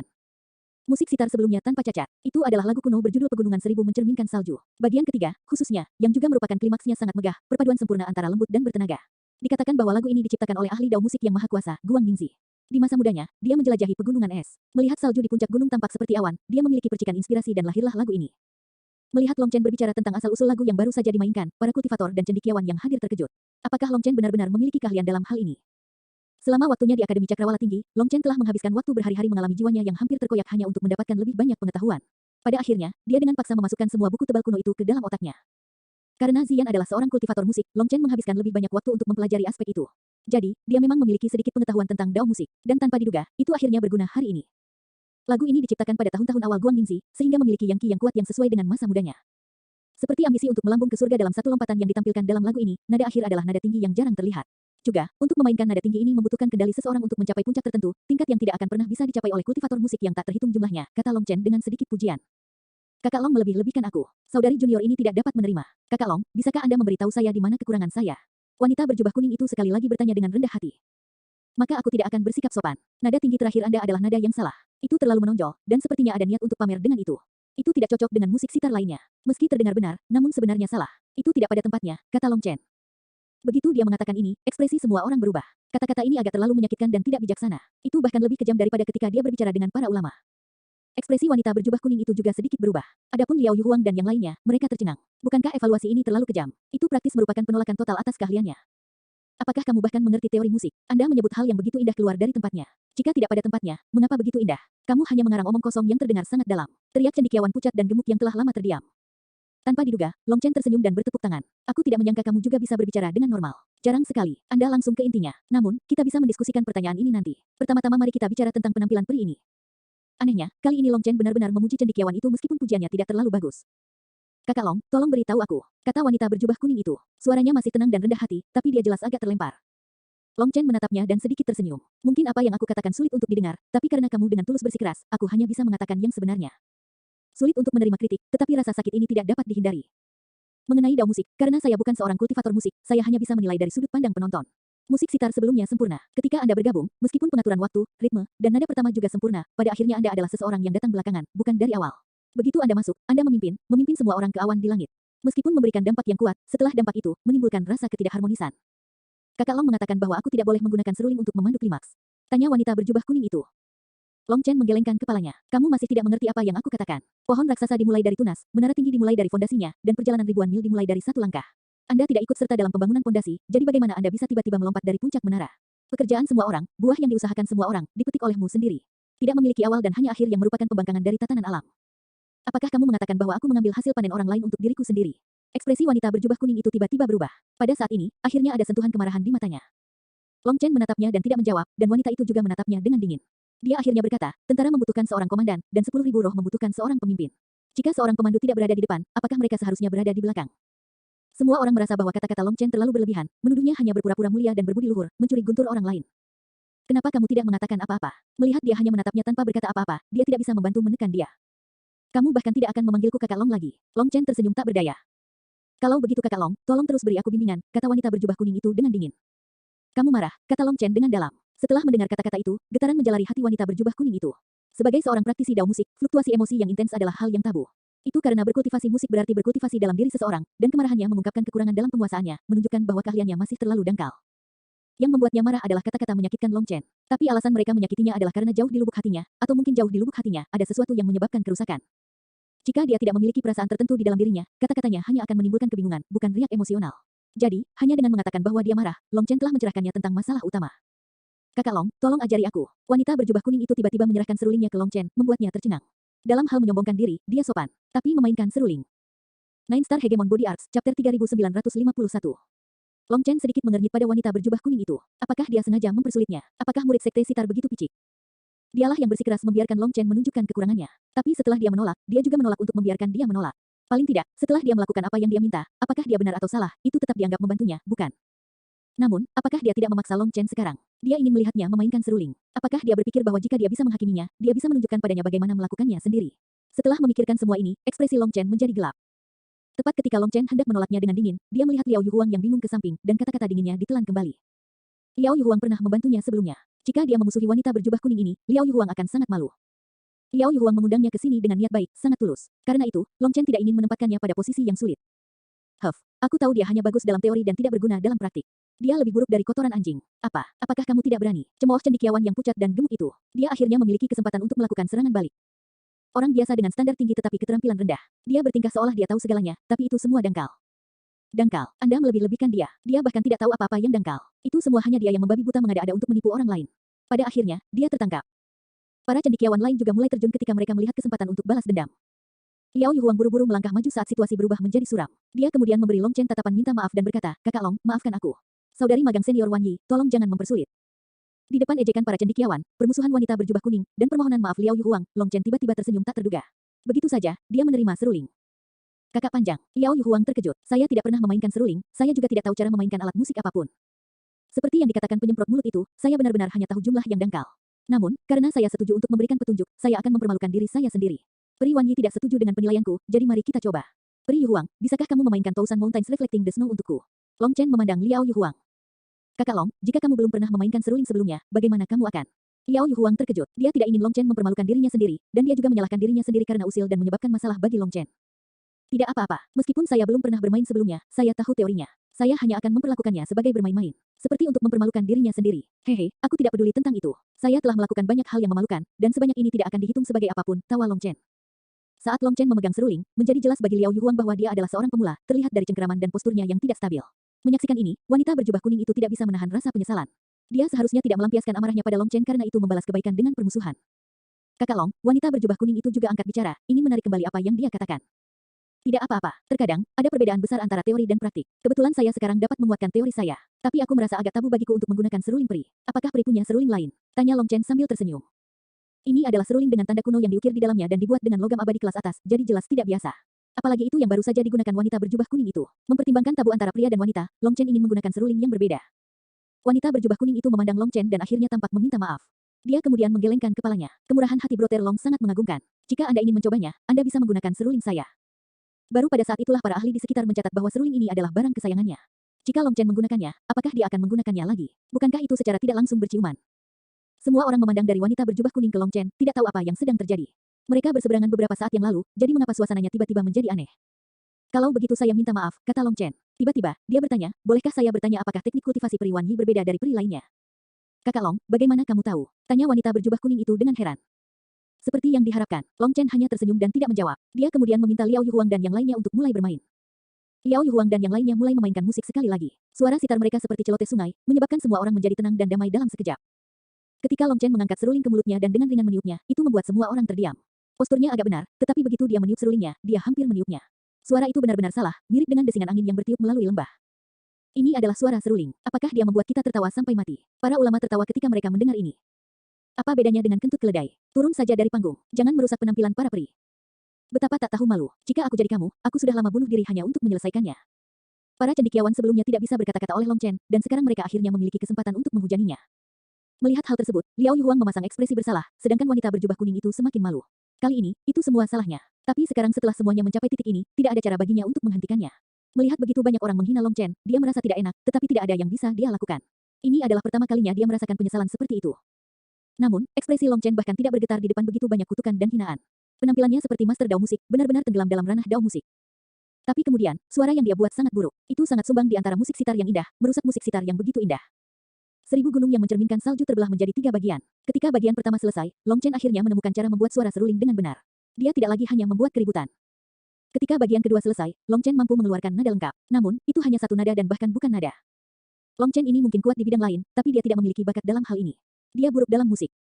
Saya mendengar bahwa dao musik membutuhkan pikiran musik tertentu sebagai landasan. Itu bukan sesuatu yang bisa dikuasai sembarang orang. Petik 2. Saya tidak mengerti. Dia jelas tahu bahwa dia tidak bisa bermain. Mengapa dia melakukan ini? Apakah mempermalukan dirinya sendiri menyenangkan baginya? Saya harus mengagumi keberaniannya. Dia masih bisa terlihat seperti seorang ahli setelah bermain sangat buruk, dan dia masih bermain dengan serius. Dia hanya memainkan satu nada dan tidak mampu menyamai musik lainnya. Ini seperti melepaskan seekor burung gagak hitam dalam sekawanan burung. Terkekeh gagak yang keras merusak gambaran keseluruhan. Para sarjana masih mengejek Long Chen. Adapun para pembudidaya, mereka juga tidak dapat menanggungnya. Mereka awalnya sangat puas dengan penampilannya melawan para ulama, tetapi sekarang musik serulingnya membuat mereka gelisah. Untungnya, suara serulingnya tidak terlalu keras. Tidak diketahui apakah itu karena dia sengaja bermain diam-diam atau karena dia tahu dia mengerikan dan tidak berani meniup lebih keras. Saat lagu mencapai klimaks, musik sitar mulai menanjak dengan cepat. Long Chen kemudian menarik napas dalam-dalam. Saat berikutnya, seruling bergetar dan suara keras yang bergema langsung membentuk resonansi dengan musik sitar. Itu seperti kunpeng yang tiba-tiba melompat terbang, melayang menembus langit. Pada saat itu, wanita berjubah kuning itu dipenuhi rasa tidak percaya. Dia perlahan menutup mulutnya. Nine Star Hegemon Body Arts, Chapter 3952. Melodi ini secara langsung membawa orang-orang keluar awan, bahkan melampaui lagu-lagu megah dan kuat yang dimainkan oleh wanita berjubah kuning itu. Pada saat itu, kesadaran yang mendalam menyadarkan semua orang. Mereka akhirnya mengerti bahwa semua drama Long Chen sebelumnya hanyalah batu loncatan yang mengarah ke nada ini. Semuanya sebelumnya telah berfungsi sebagai persiapan untuk ini. Suara seruling melonjak seperti tsunami yang membelah bebatuan dan menghancurkan awan. Nadanya tinggi, tapi tidak menusuk, sebaliknya, itu membawa orang dengan mudah ke hamparan kosmos yang luas. Rasanya seperti jiwa mereka dibawa ke lautan berbintang yang tak berujung, yang memungkinkan mereka melihat ruang yang belum pernah ada sebelumnya. Selain itu, meskipun Long Chen memainkan nada yang sama dengan wanita berjubah kuning, itu memberikan perasaan yang sama sekali berbeda. Sebelumnya, lagunya terasa seperti melompat dari menara tinggi yang dibangun oleh musik sitar. Di sisi lain, catatan Long Chen seperti gunung berapi bawah air yang meletus, melepaskan pilar air yang menembus kubah langit. Kekuatannya terus-menerus dan tak terbendung. Yang terpenting, not Long Chen tidak dimainkan sendiri. Itu adalah sesuatu yang mengikuti musik sitar Liao Yuhuang dan yang lainnya. Jadi, ketika nada tinggi ini mencapai puncaknya, itu seperti gunung berapi yang meledak. Suara itu sepertinya bertahan di udara, bergema di seluruh kosmos dan tidak menghilang untuk waktu yang lama. Keheningan yang mendalam menyelimuti kerumunan, membuat semua orang terpesona. Bahkan para cendekiawan yang tanpa henti mengejek Long Chen sepanjang waktu sekarang terkejut. Ketidakpercayaan mereka terlihat jelas, dan mereka tidak berani mempercayai telinga mereka. Bahkan sebagai amatir, nada terakhir itu mengguncang mereka, menusuk mereka jauh ke dalam jiwa mereka. Mereka tidak akan pernah bisa melupakannya seumur hidup ini. Bahkan jika mereka tidak memahami teori musik, mereka tahu bahwa nada terakhir ini lebih tinggi daripada nada wanita berjubah kuning itu. Adapun para pembudidaya, mereka hanya terpana. Catatan terakhir Long Chen memiliki kemauan spiritual, keinginan sosok transenden yang ingin hidup di luar perjuangan dunia fana, keinginan seorang suci yang meratapi keadaan kemanusiaan. Itu adalah dunia yang telah mencapai ketinggian itu. Seorang kultivator yang tenggelam dalam pembantaian tanpa akhir dan pertumpahan darah sudah lama kehilangan karakter aslinya. Bagaimana mungkin mereka memiliki kehendak spiritual yang murni? Pada saat ini, suasananya begitu hening sehingga suara pin jatuh yang paling samar pun akan bergema. Semua orang masih tenggelam dalam keterkejutan mereka dari nada terakhir itu. Tapi setelah beberapa saat, kesunyian berubah menjadi tepuk tangan meriah yang bergema di sekeliling. Sekarang, para cendekiawan yang memandang rendah dan menghinanya terlalu malu bahkan untuk mengangkat kepala. Mereka ingin menemukan lubang untuk bersembunyi. Nada tinggi terakhir Long Chen benar-benar menutupi semua kekurangannya sebelumnya. Itu seperti titik terakhir yang sempurna pada sebuah lukisan yang menyempurnakannya, begitu cemerlang sehingga bahkan semua kekurangannya sebelumnya tidak ada bandingannya. Aku telah mempermalukan diriku sendiri. Long Chen menangkupkan tinjunya ke arah kerumunan dan kemudian berbalik ke wanita berjubah kuning itu. Di dunia ini, tidak ada pemimpin alami. Seorang pemimpin sejati perlu membentuk resonansi dengan mereka yang dipimpinnya. Tanpa sistem akar yang subur, bagaimana pohon itu bisa tumbuh subur? Itu adalah lagu yang sama, dan keahlianmu sejuta kali lebih besar dariku. Jika Anda dapat memahami prinsip di balik ini, efeknya pasti akan jauh lebih baik. Saya minta maaf atas kekasaran saya, dan saya sangat berterima kasih atas petunjuk senior. Terimalah kau tahu ini. Wanita berjubah kuning itu langsung berlutut di depan Long Chen, tidak lagi memanggilnya kakak Long. Dia langsung memanggilnya senior, bahkan memperlakukannya dengan etiket seorang murid yang menyapa seorang master. Melihat ini, Long Chen terkejut. Dia tidak menyangka dia tiba-tiba melakukan hal seperti itu, jadi, dia buru-buru mengangkat punggungnya. Peri Wan Yi terlalu sopan. Saya hanya tahu sedikit tentang teori musik. Aku benar-benar tidak bisa menerima hal seperti itu. Senior, apakah kamu masih marah padaku? Jika itu masalahnya, saya mohon maaf kepada Anda. Meskipun Long Chen mencengkeram lengan Wan Yi, tidak membiarkannya berlutut, dia masih setengah berlutut, menolak untuk bangkit sepenuhnya. Long Chen benar-benar sedikit marah padanya, merasa dia terlalu picik. Dia merasa seperti dia telah melebih-lebihkan dia. Namun, melihat dia melakukan hal seperti itu, amarahnya hilang dan dia buru-buru berkata, apa yang kamu katakan? Setiap orang memiliki tahu yang berbeda, pendapat yang berbeda. Hanya ketika setiap orang memberikan pandangan mereka sendiri, berbenturan dan menguatkan sudut pandang satu sama lain, barulah dapat terjadi pertumbuhan. Saya tidak begitu picik. Juga, Anda tidak bisa memanggil saya senior. Jika Anda tidak meremehkan saya, Anda bisa memanggil saya saudara Long. Kita bisa berkomunikasi sebagai anggota senioritas yang sama. Hanya ketika Wan Yi melihat bahwa Long Chen benar-benar tidak marah, dia akhirnya bangkit. Dia sekali lagi berterima kasih kepada Long Chen, petunjuk saudara Long telah membuka jalan bagi saya. Saya berharap untuk mendengar petunjuk saudara Long lebih sering di masa depan. Long Chen tersenyum pahit. Aku benar-benar tidak berani. Saya hanya melihat sesuatu dari sudut pandang penonton. Selain itu, dao musik adalah bentuk kultivasi yang paling dekat dengan tao surgawi. Tidak mungkin aku berani memberimu petunjuk. Kakak Long terlalu rendah hati. Saya terlalu memedulikan kinerja saya sendiri sehingga saya lalai untuk bekerja sama dengan saudara perempuan saya. Terlebih lagi, ketika Anda mencoba mengoreksi saya tidak membiarkan kata-kata bijak Anda masuk ke kepala saya. Saya benar-benar malu, kata Wan Yi. Memikirkan reaksinya sebelumnya, dia merasa seperti kehilangan muka. Long Chen tersenyum dan berkata, tidak perlu merasa begitu bertentangan. Seperti yang dikatakan orang pucat dan gendut itu, konyol bagi saya untuk mengkritik lagu yang begitu indah. Sejatinya, musik adalah suara hati, ekspresi dari sebuah ide. Selama Anda merasa itu indah dan tenggelam di dalamnya, maka itulah dao musik yang sebenarnya. Jika Anda hanya mengejar teknik tetapi mengabaikan kesenian, maka Anda meletakkan kereta di depan kuda. Ekspresi cendekiawan pucat itu tenggelam ketika Long Chen menyebut-nyebutnya. Dia tidak pernah begitu dipermalukan dalam hidup ini. Tidak tahan lagi, dia hanya bisa menundukkan kepalanya dan memeriksa tehnya. Adapun cendekiawan lainnya, mereka juga tidak berani menatap Long Chen. Mereka ingin pergi tetapi juga merasa ingin pergi akan memberitahu semua orang bahwa mereka takut pada Long Chen. Jadi, mereka hanya menebalkan wajah mereka dan duduk di sana, tidak memandang Long Chen. Saya akan mengingat mutiara kebijaksanaan saudara Long. Saya akan bekerja keras untuk mencerna semua pemahaman yang saya peroleh hari ini, kata Wan Yi. Dia benar-benar sangat menghargai Long Chen sekarang. Long Chen seperti cermin. Hari ini, dia akhirnya melihat sisi lain dirinya dengan jelas. Long Chen tiba-tiba berpikir dan diam-diam mengirimkan kepadanya, saudari junior, teknik kultivasi Anda sepertinya tidak cocok dengan karakter Anda. Apa kau merasakan hal seperti itu? Aku mengolah seni meliputi bintang zenit sekte sitar. Wan Yi sangat terkejut dengan pernyataan Long Chen sehingga dia menjawab tanpa berpikir, tetapi dia tiba-tiba berhenti sendiri. Ini adalah rahasia yang tidak boleh dibagikan kepada orang luar. Seni menutupi bintang zenit, menutupi bintang. Jantung Long Chen berdebar kencang. Nama ini sepertinya agak aneh. Apakah itu terkait dengan seni tubuh hegemon bintang 9? Apakah perasaan tidak nyaman ini karena kedua teknik kultivasi ini? Kakak Long, kamu tinggal di mana? Jika Anda tidak keberatan, saya ingin mengunjungi Anda jika nyaman. Saya baru saja tiba dan belum menemukan tempat tinggal, jawab Long Chen dengan jujur. Lalu mengapa tidak datang ke rumah sitar kami? Kita bisa membenamkan diri dalam dao musik bersama. Kebetulan saya bisa meminta petunjuk Anda. Mata Wan Yi berbinar begitu dia mendengar jawaban Long Chen. Long Chen tidak tahu apakah dia harus menolak atau menerima. Untungnya, ada gangguan di kerumunan yang menyelamatkannya dari menjawab. Pada saat ini, sekelompok seniman bela diri yang mengenakan jubah kekaisaran berjalan mendekat. Orang-orang itu mengejutkan para pangeran dan putri karena mereka mengetahui asal-usul orang-orang ini. Kaisar memutuskan bahwa Long Chen harus bertemu dengannya. Saat suara berlendir ini terdengar, Long Chen melihat tatapan dingin Kasim Wei. Nine Star Hegemon Body Arts, Chapter 3953. Long Chen tidak menyangka Kasim Wei tiba-tiba muncul di sini. Tetapi setelah melihat senyum sinis yang tergantung di wajahnya, Long Chen tahu bahwa dia tidak berguna. Yang mengejutkan, semua pangeran dan putri berdiri ketika Kasim ini muncul. Tampaknya statusnya bukanlah sesuatu yang tidak bisa mereka hormati. Long Chen tidak mengharapkan seorang Kasim pun memiliki prestise seperti itu. Sepertinya dia telah meremehkannya.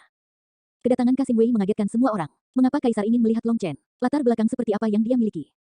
Kaisar Vermilion Bird Empire bukanlah eksistensi yang bisa dilihat oleh sembarang orang.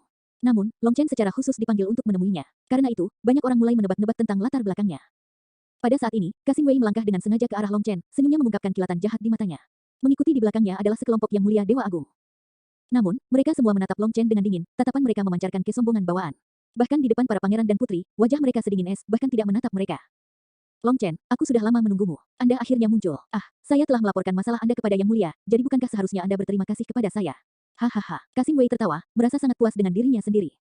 Jelas, dia telah memberitahu Kaisar tentang Long Chen dan Yu Qingxuan. Selain itu, dia pasti menghiasi narasi dengan detail yang tidak menguntungkan, yang dirancang untuk membuat Long Chen menjadi negatif. Dia tahu bahwa Long Chen akan datang ke sini, jadi dia sudah lama melihat sekeliling kota.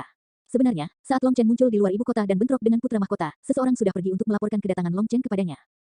Alasan Kasim Wei baru tiba sekarang adalah karena dia pergi menemui Kaisar terlebih dahulu. Setelah dia bertemu dengan Kaisar, dia tidak membuang waktu untuk membocorkan berita tentang kehadiran Long Chen. Dengan terampil menyela beberapa detail tambahan, dia berhasil membawa panggilan kekaisaran untuk Long Chen. Oleh karena itu, dia sangat senang dengan dirinya sendiri sekarang, berpikir bahwa dia telah menang. Sekarang, dia hanya menunggu untuk melihat bagaimana Long Chen akan dieksekusi.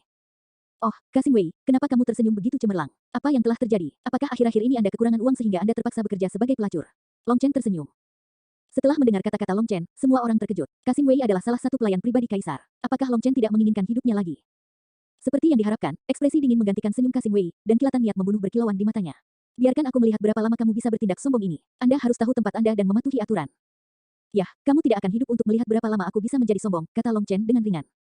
Kasim Wei tersenyum sinis. Tidak ada Xia Guhong yang melindungimu sekarang. Tanpa dukungannya, statusmu bahkan lebih rendah dari anjing, tetapi kamu masih berani datang ke kerajaan burung vermilion untuk melamar. Mengapa Anda tidak buang air kecil dulu dan melihat bayangan Anda sendiri di sana? Apakah menurut Anda Putri Qingxuan adalah seseorang yang dapat Anda sentuh?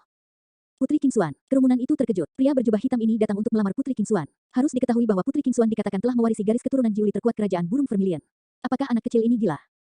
Adapun Yu Qiansui yang ingin bertaruh dengan Long Chen, dia terkejut. Jadi target Long Chen sebenarnya adalah Yu Qingxuan. Memikirkan bagaimana dia menolak taruhannya, dia marah. Kencing dan lihat bayanganku. Saya benar-benar belum pernah melakukan itu sebelumnya. Bisakah Anda memberi saya demonstrasi? Aku bertanya-tanya, apakah dirimu yang terhormat kencing sambil berdiri atau jongkok? Senyum Long Chen bahkan tidak berkedut di depan ejekan Kasim Wei. Pada saat ini, semua orang terdiam. Bahkan Yang Mulia yang menemani Kasim Wei tercengang saat pandangan mereka terpaku pada Long Chen. Ekspresi mereka merupakan campuran antara ketidakpercayaan dan ketidakpercayaan. Kata-kata Long Chen baru saja menyentuh tabu utama bagi Kasim manapun. Itu adalah penghinaan terbesar bagi mereka. Seperti yang diharapkan, wajah Kasim Wei berkerut karena marah. Kamu sedikit kasar, Anda. Sebelum Kasim Wei bisa menyelesaikannya, Long Chen sudah mengayunkan tangannya. Dalam satu nafas, Long Chen telah menamparkan wajah Kasim Wei 36 kali. Setelah dia selesai, sebelum Yang Mulia bahkan bisa bereaksi, Long Chen memegang tenggorokan Kasim Wei, mengangkatnya ke udara. Wajah Kasim Wei yang tidak berbulu, yang dulu montok dengan lapisan lemak yang sehat, sekarang memiliki bekas pukulan berulang kali. Itu telah membengkak menjadi 3 kali ukuran normalnya, tidak menyerupai kepala babi yang aneh. Berhenti. Baru sekarang Yang Mulia itu pulih dari keterkejutan mereka. Mereka tidak pernah bermimpi bahwa Raja Abadi kecil akan berani menyerang seseorang di sini, jadi mereka mengacungkan senjata mereka. Namun, Long Chen bahkan tidak melihat senjata itu. Sebaliknya, dia dengan dingin menatap Kasim Wei. Apakah kamu ingin mencoba mengutukku lagi? Meskipun Kasim Wei kaget dan marah, dia tidak bisa melepaskan kekuatan apapun saat tenggorokannya tersangkut. Dalam satu momen kecerobohan itu, hidupnya terperangkap dalam genggaman Long Chen. Lepaskan Kasim Wei, atau jangan salahkan kami karena tanpa ampun. Teriak seorang Yang Mulia. Jika kamu berani menyerangku, aku akan menghancurkan babi berkulit putih ini. Jika Anda tidak percaya padaku, cobalah. Bos Long San tidak pernah tunduk pada ancaman, kata Long Chen dengan dingin. Mereka belum pernah melihat seseorang yang begitu sombong dalam hidup ini. Orang ini praktis melanggar hukum. Ah, benarkah? Bagaimana jika saya menuntut agar Anda melepaskannya? Tiba-tiba, kehampaan itu bergetar dan sebuah suara datang dari jarak yang sangat jauh, mengguncang dunia, menyerang jiwa orang-orang dengan kekuatannya yang tidak diragukan lagi. Begitu suara itu terdengar, semua orang yang hadir, baik itu pangeran dan putri, cendekiawan atau rakyat jelata, semuanya berlutut di tanah. Suara ini menyebar jauh dan luas dengan kekuatan ilahi yang luar biasa, mengguncang seluruh kota burung vermilion. Yang Mulia, orang ini terlalu sombong. Dia meremehkan martabat dan hukummu, dan dia bahkan ingin menyentuh sang putri. Dia layak dibunuh. Kasim Wei langsung berteriak saat mendengar suara ini. Akibatnya, Long Chen menamparnya 36 kali lagi. Sekarang, wajahnya yang bengkak terbelah dan berdarah, tampak seperti hampir meledak. Sudah kubilang, Bos Long San tidak tunduk pada ancaman, tidak dari siapapun. Coba lagi. Long Chen menatap Kasim Wei yang hampir lumpuh di tangannya. Brat, kamu punya nyali. Saat raungan ini terdengar di seluruh kota mulai bergetar. Kau benar, nyaliku selalu besar. Kalau tidak, bagaimana saya berani datang ke Vermilion Bird Empire sendirian untuk mengambil seorang istri? Long Chen mengangkat bahu di depan amukan kekaisaran ini. Brat, temui aku sekarang. Raungan sekali lagi terdengar. Long Chen hanya melemparkan Kasim Wei ke tanah, menimbulkan erangan kesakitan darinya. Saat Kasim Wei berusaha untuk bangkit, Long Chen dengan kejam menginjak kepalanya, menyebabkan batu bata di bawah mereka hancur dan meledak. Akibatnya, kepala Kasim Wei tanpa ampun didorong ke tanah, meninggalkan bekas yang besar. Namun, bertindak seolah-olah dia tidak melakukan apa-apa, Long Chen pergi dengan angkuh. Semua ahli kemudian melihat dari Kasim Wei yang tidak sadarkan diri yang kepalanya berada di tanah, ke sosok sombong yang berjalan menjauh dari mereka, merasa sangat tercengang. Dari mana orang ini berasal? Nine Star Hegemon Body Arts, Chapter 3954. Kamu bajingan kecil, kamu punya nyali besar untuk menentang keinginanku. Di dalam istana megah yang dihiasi kemegahan, seorang pria parubaya berwajah persegi duduk di atas singgasana naga, memancarkan aura martabat dan prestise, tetapi sekarang ada sedikit kemarahan di wajahnya. Auranya kuat seperti laut, dengan ki penguasa alami. Tapi meski menampilkan tatapan elektrik, kulitnya suram. Di kedua sisinya, ada puluhan ahli tua yang mengenakan jubah emas, semuanya berambut putih. Namun terlepas dari usia mereka, aura yang mereka pancarkan sangat menakutkan. Pria parubaya itu tepatnya adalah kaisar kerajaan burung vermilion saat ini, Yu Xiaoyun. Di atas singgasana naganya ada tanda raksasa, aula keluarga kerajaan. Aula keluarga kerajaan hanya dibuka untuk menilai hal-hal yang berkaitan dengan keluarga kaisar, dan mereka yang bisa memasuki aula ini adalah yang tertinggi, eksistensi paling mulia dalam keluarga kerajaan. Jadi, para tetua ini kebanyakan adalah sepupu dan kerabat kaisar. Terus terang, aula ini hanya dibuka ketika seorang pangeran atau putri melakukan tabu kuburan. Para tetua kemudian akan memutuskan apa yang harus dilakukan bersama mereka di sini. Yang mulia, tenangkan dirimu. Saya sudah bertanya-tanya. Asal-usul Long Chen ini tidak biasa, terlebih lagi, wajar jika seorang anak muda merasa sombong dan sombong. Ada dua tempat di samping singgasana naga dan dua wanita cantik sedang duduk di sana. Salah satunya terlihat agak mirip dengan Yu Qingxuan. Dia adalah ibu Yu Qingxuan, dan dialah yang berbicara. Huff, anak muda tidak tahu seberapa tinggi langit. Saya ingin melihat keterampilan apa yang dia miliki untuk berani berbicara begitu sombong kepada saya, dengus Yu Xiaoyun. Mendengar ini, ibu Yu Qingxuan bertukar pandang dengan wanita lain. Sepertinya ada ekspresi menggoda di mata mereka. Sekarang, akan ada sesuatu yang menarik untuk ditonton. Long Chen telah tiba. Setelah Kasim di pintu berteriak, orang-orang di ruangan itu langsung berbalik untuk melihat seorang pria berjubah hitam perlahan masuk. Kali ini, tidak perlu bagi siapapun untuk mengatakan apapun kepadanya. Long Chen sudah menyingkirkan saber Ming Hong, lagi pula, dia datang untuk melamar. Membawa pedang saat melakukannya agak tidak pantas. Meski begitu Long Chen masuk, suasana di ruangan menjadi tegang. Semua tatapan mereka menyapu tubuhnya seperti bilah tajam, seolah-olah mereka mencoba untuk melihat menembusnya. Mengabaikan tatapan ini, Long Chen melihat sekeliling dan melihat aula itu sangat besar. Yu Xiaoyun duduk di atas singgasana naga, melihat ke bawah dari atas dan dengan dingin memperhatikan saat Long Chen masuk. Saat orang lain menilai Long Chen, dia juga melakukan hal yang sama pada mereka. Tapi kemudian, secara acak melihat sekeliling seperti ini di hadapan kaisar adalah perilaku yang sangat kasar. Seorang pangeran atau putri yang melakukan hal seperti itu akan dipukul dengan tongkat sebanyak 20 kali. Namun, Long Chen sepertinya tidak peduli. Salah satu alasannya adalah karena dia tidak tahu, dan alasan lainnya adalah meskipun dia tahu, dia tetap harus melakukan hal yang sama. Kalau tidak, bagaimana dia menunjukkan kekuatannya kepada mereka? Bagaimana mereka akan berbicara sebentar lagi? Ketika Long Chen memandang Yu Xiaoyun, hatinya yang tegang langsung menjadi sangat rileks. Yu Xiaoyun ini benar-benar berbeda dari Yu Xiaoyun di benua surga bela diri, baik itu penampilan atau auranya. Setelah itu, Long Chen memandangi wanita di samping kaisar, langsung mengenalinya sebagai ibu Yu Qingxuan. Junior Long Chen menyapa ibu mertua. Saya berhutang budi kepada Anda hanya karena mengizinkan saya bertemu dengan Anda. Karena terburu-buru datang ke sini, saya tidak menyiapkan hadiah yang bagus. Saya benar-benar minta maaf. Long Chen sebenarnya mengabaikan Yu Xiaoyun dan pertama-tama membungkuk pada ibu Yu Qingxuan. Ibu Yu Qingxuan tersenyum dan mengangguk padanya, ekspresinya sangat ramah. Namun, dia tidak berbicara karena ini bukan waktunya. Kamu tidak hanya kurang sopan santun, sepertinya kamu tidak punya sopan santun sama sekali. Apakah kamu tidak tahu bahwa ada urutan etiket yang tepat? Apakah Anda bahkan tidak dapat membedakan hierarki di sini? Kata seorang penatua. Jelas kurang hormat untuk tidak bersujud kepada kaisar dan malah menyapa permaisuri terlebih dahulu. Pelanggaran seperti itu dapat mengakibatkan hukuman yang berat. Baru saat itulah Long Chen menatap Yu Xiaoyun, yang juga menatap lurus ke arahnya. Saat mereka saling menatap, suasana di istana tampak membeku. Long Chen sabar. Dia menatap Yu Xiaoyun dan Yu Xiaoyun menatapnya dengan muram, keduanya tidak mengucapkan sepatah kata pun. Keheningan berlangsung 1 jam penuh sebelum Yu Xiaoyun akhirnya berteriak, bocah yang tidak sopan. Beraninya kau tidak menghormatiku, apakah Anda berpikir bahwa saya tidak layak? Aku, Long Chen, hanya akan berlutut pada ayah dan ibuku. Bahkan langit dan bumi tidak bisa membuatku berlutut. Nah, karena Anda sudah berbicara, itu berarti Anda sudah setuju. Baiklah, ayah mertua, terimalah rasa hormat menantu Anda. Long Chen mulai berlutut. Berhenti, kapan aku menyetujui ini? Amukan Yu Xiaoyun. Dia melambaikan tangannya, dan sebelum Long Chen bisa berlutut sepenuhnya, gelombang kekuatan menabraknya. Akibatnya, Long Chen dipaksa mundur 3 langkah sebelum dia bisa menstabilkan tubuhnya yang bergoyang, menyebabkan jantungnya bergetar. Yu Xiaoyun benar-benar kuat. Kekuatan itu tidak hanya kuat, itu adalah campuran energi lunak dan keras. Mempertimbangkan kekuatan Long Chen saat ini, seseorang yang diam-diam bisa mendorongnya seperti ini jelas merupakan keberadaan yang sangat menakutkan. Adapun yang lainnya di aula, melihat Long Chen mampu menstabilkan dirinya dalam 3 langkah, mereka semua terkejut, termasuk Yu Xiaoyun. Mempertimbangkan kekuatan Yu Xiaoyun, dalam keadaan normal ketika Long Chen tertangkap basah, dia seharusnya langsung diledakkan di luar istana. Selain itu, bahkan jika Long Chen bersiap dan melepaskan kekuatan penuhnya untuk melawan, bumi seharusnya tidak dapat menahan kekuatan itu, dan formasi pelindung akan aktif. Namun, Long Chen hanya mundur 3 langkah. Apalagi merusak tanah, dia bahkan tidak merusak karpet, yang berarti kekuatan Yu Xiaoyun dihilangkan di dalam tubuh Long Chen, tidak tersebar di bawah kakinya. Jadi, semua orang memandang Long Chen dengan tingkat rasa hormat yang baru. Apa, Yang Mulia, apakah Anda akan kembali pada kata-kata Anda? Saya tidak berpikir itu cocok dengan status Anda, bukan? Long Chen tersenyum sedikit. Ketika Long Chen mengatakan ini, Ibu Yu Qingxuan tersenyum. Dia berpikir bahwa Long Chen cukup licik, memanfaatkan kesempatan ini untuk benar-benar tidak tahu malu. Wajahnya benar-benar tebal. Omong kosong. Berlutut kepadaku adalah untuk menyambut kaisar kerajaan burung vermilion. Sekarang setelah Anda memasuki kerajaan burung vermilion, Anda harus mematuhi hukum kekaisaran. Sebagai kaisar generasi ke-95, apakah saya tidak layak untuk ini? Tanya Yu Xiaoyun dengan dingin. Dia tidak terlalu peduli dengan etiket ini, tetapi ekspresi Long Chen sangat membuatnya tidak senang.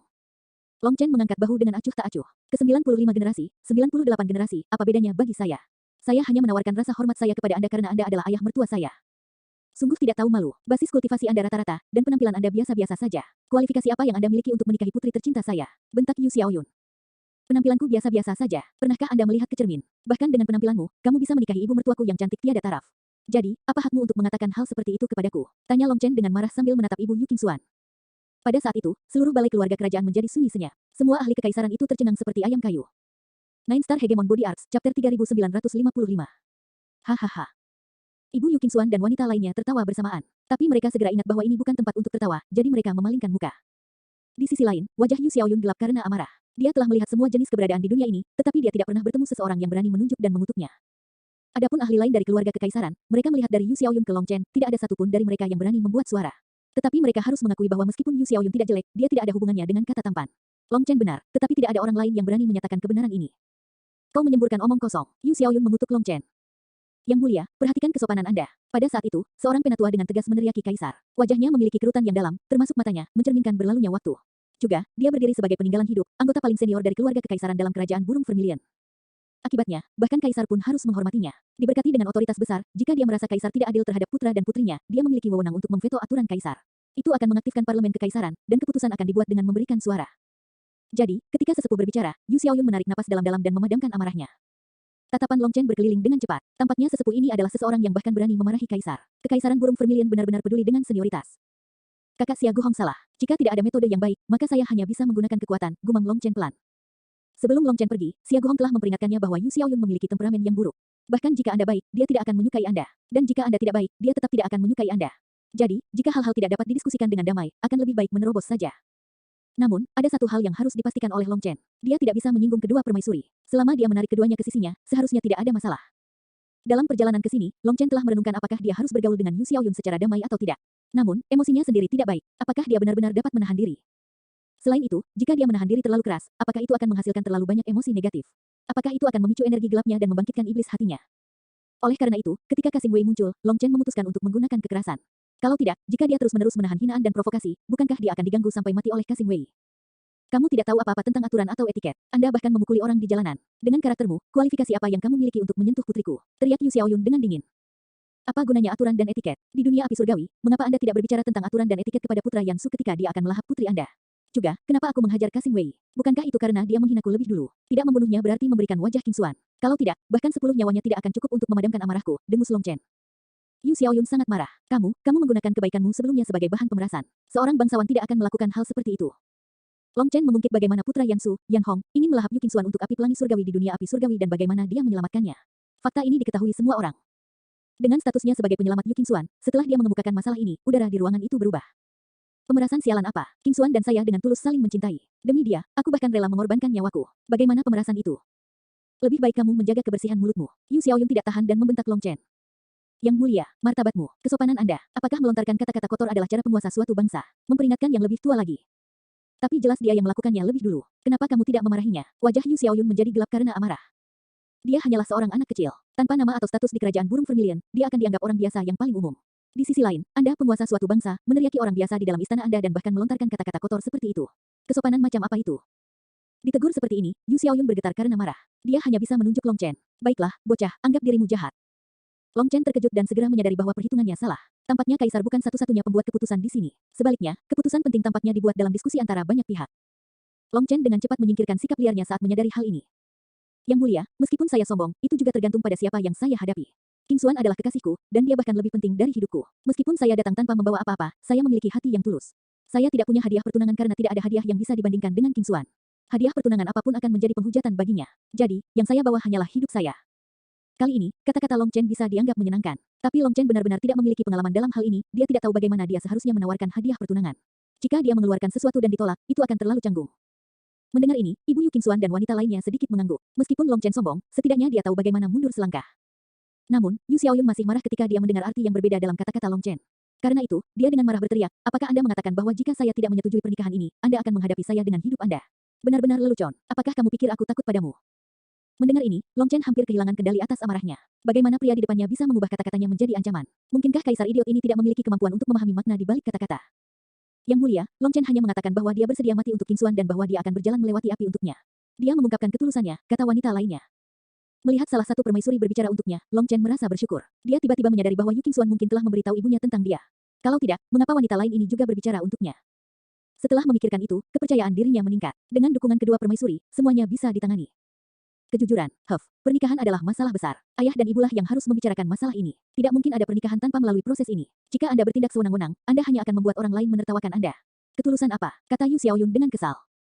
Benar, nak, mengapa ayah dan ibumu belum datang? Tanya wanita cantik itu. Setelah mendengar ini, ekspresi Long Chen langsung menjadi gelap. Pikiran pertamanya adalah tentang orang tuanya di dunia fana. Dia tidak tahu bagaimana dia bisa membawa mereka ke sini. Dia juga memikirkan orang tua kandungnya. Dia tidak ingat mereka dan bahkan tidak tahu di mana mereka berada. Akibatnya, mulutnya bergetar beberapa kali, tetapi dia tidak tahu harus berkata apa. Ibu Yu Qingxuan dan permaisuri lainnya melihat rasa sakit di matanya dan bertukar pandang. Mereka berdua merasakan sesuatu yang salah. Apakah anak ini yatim piatu?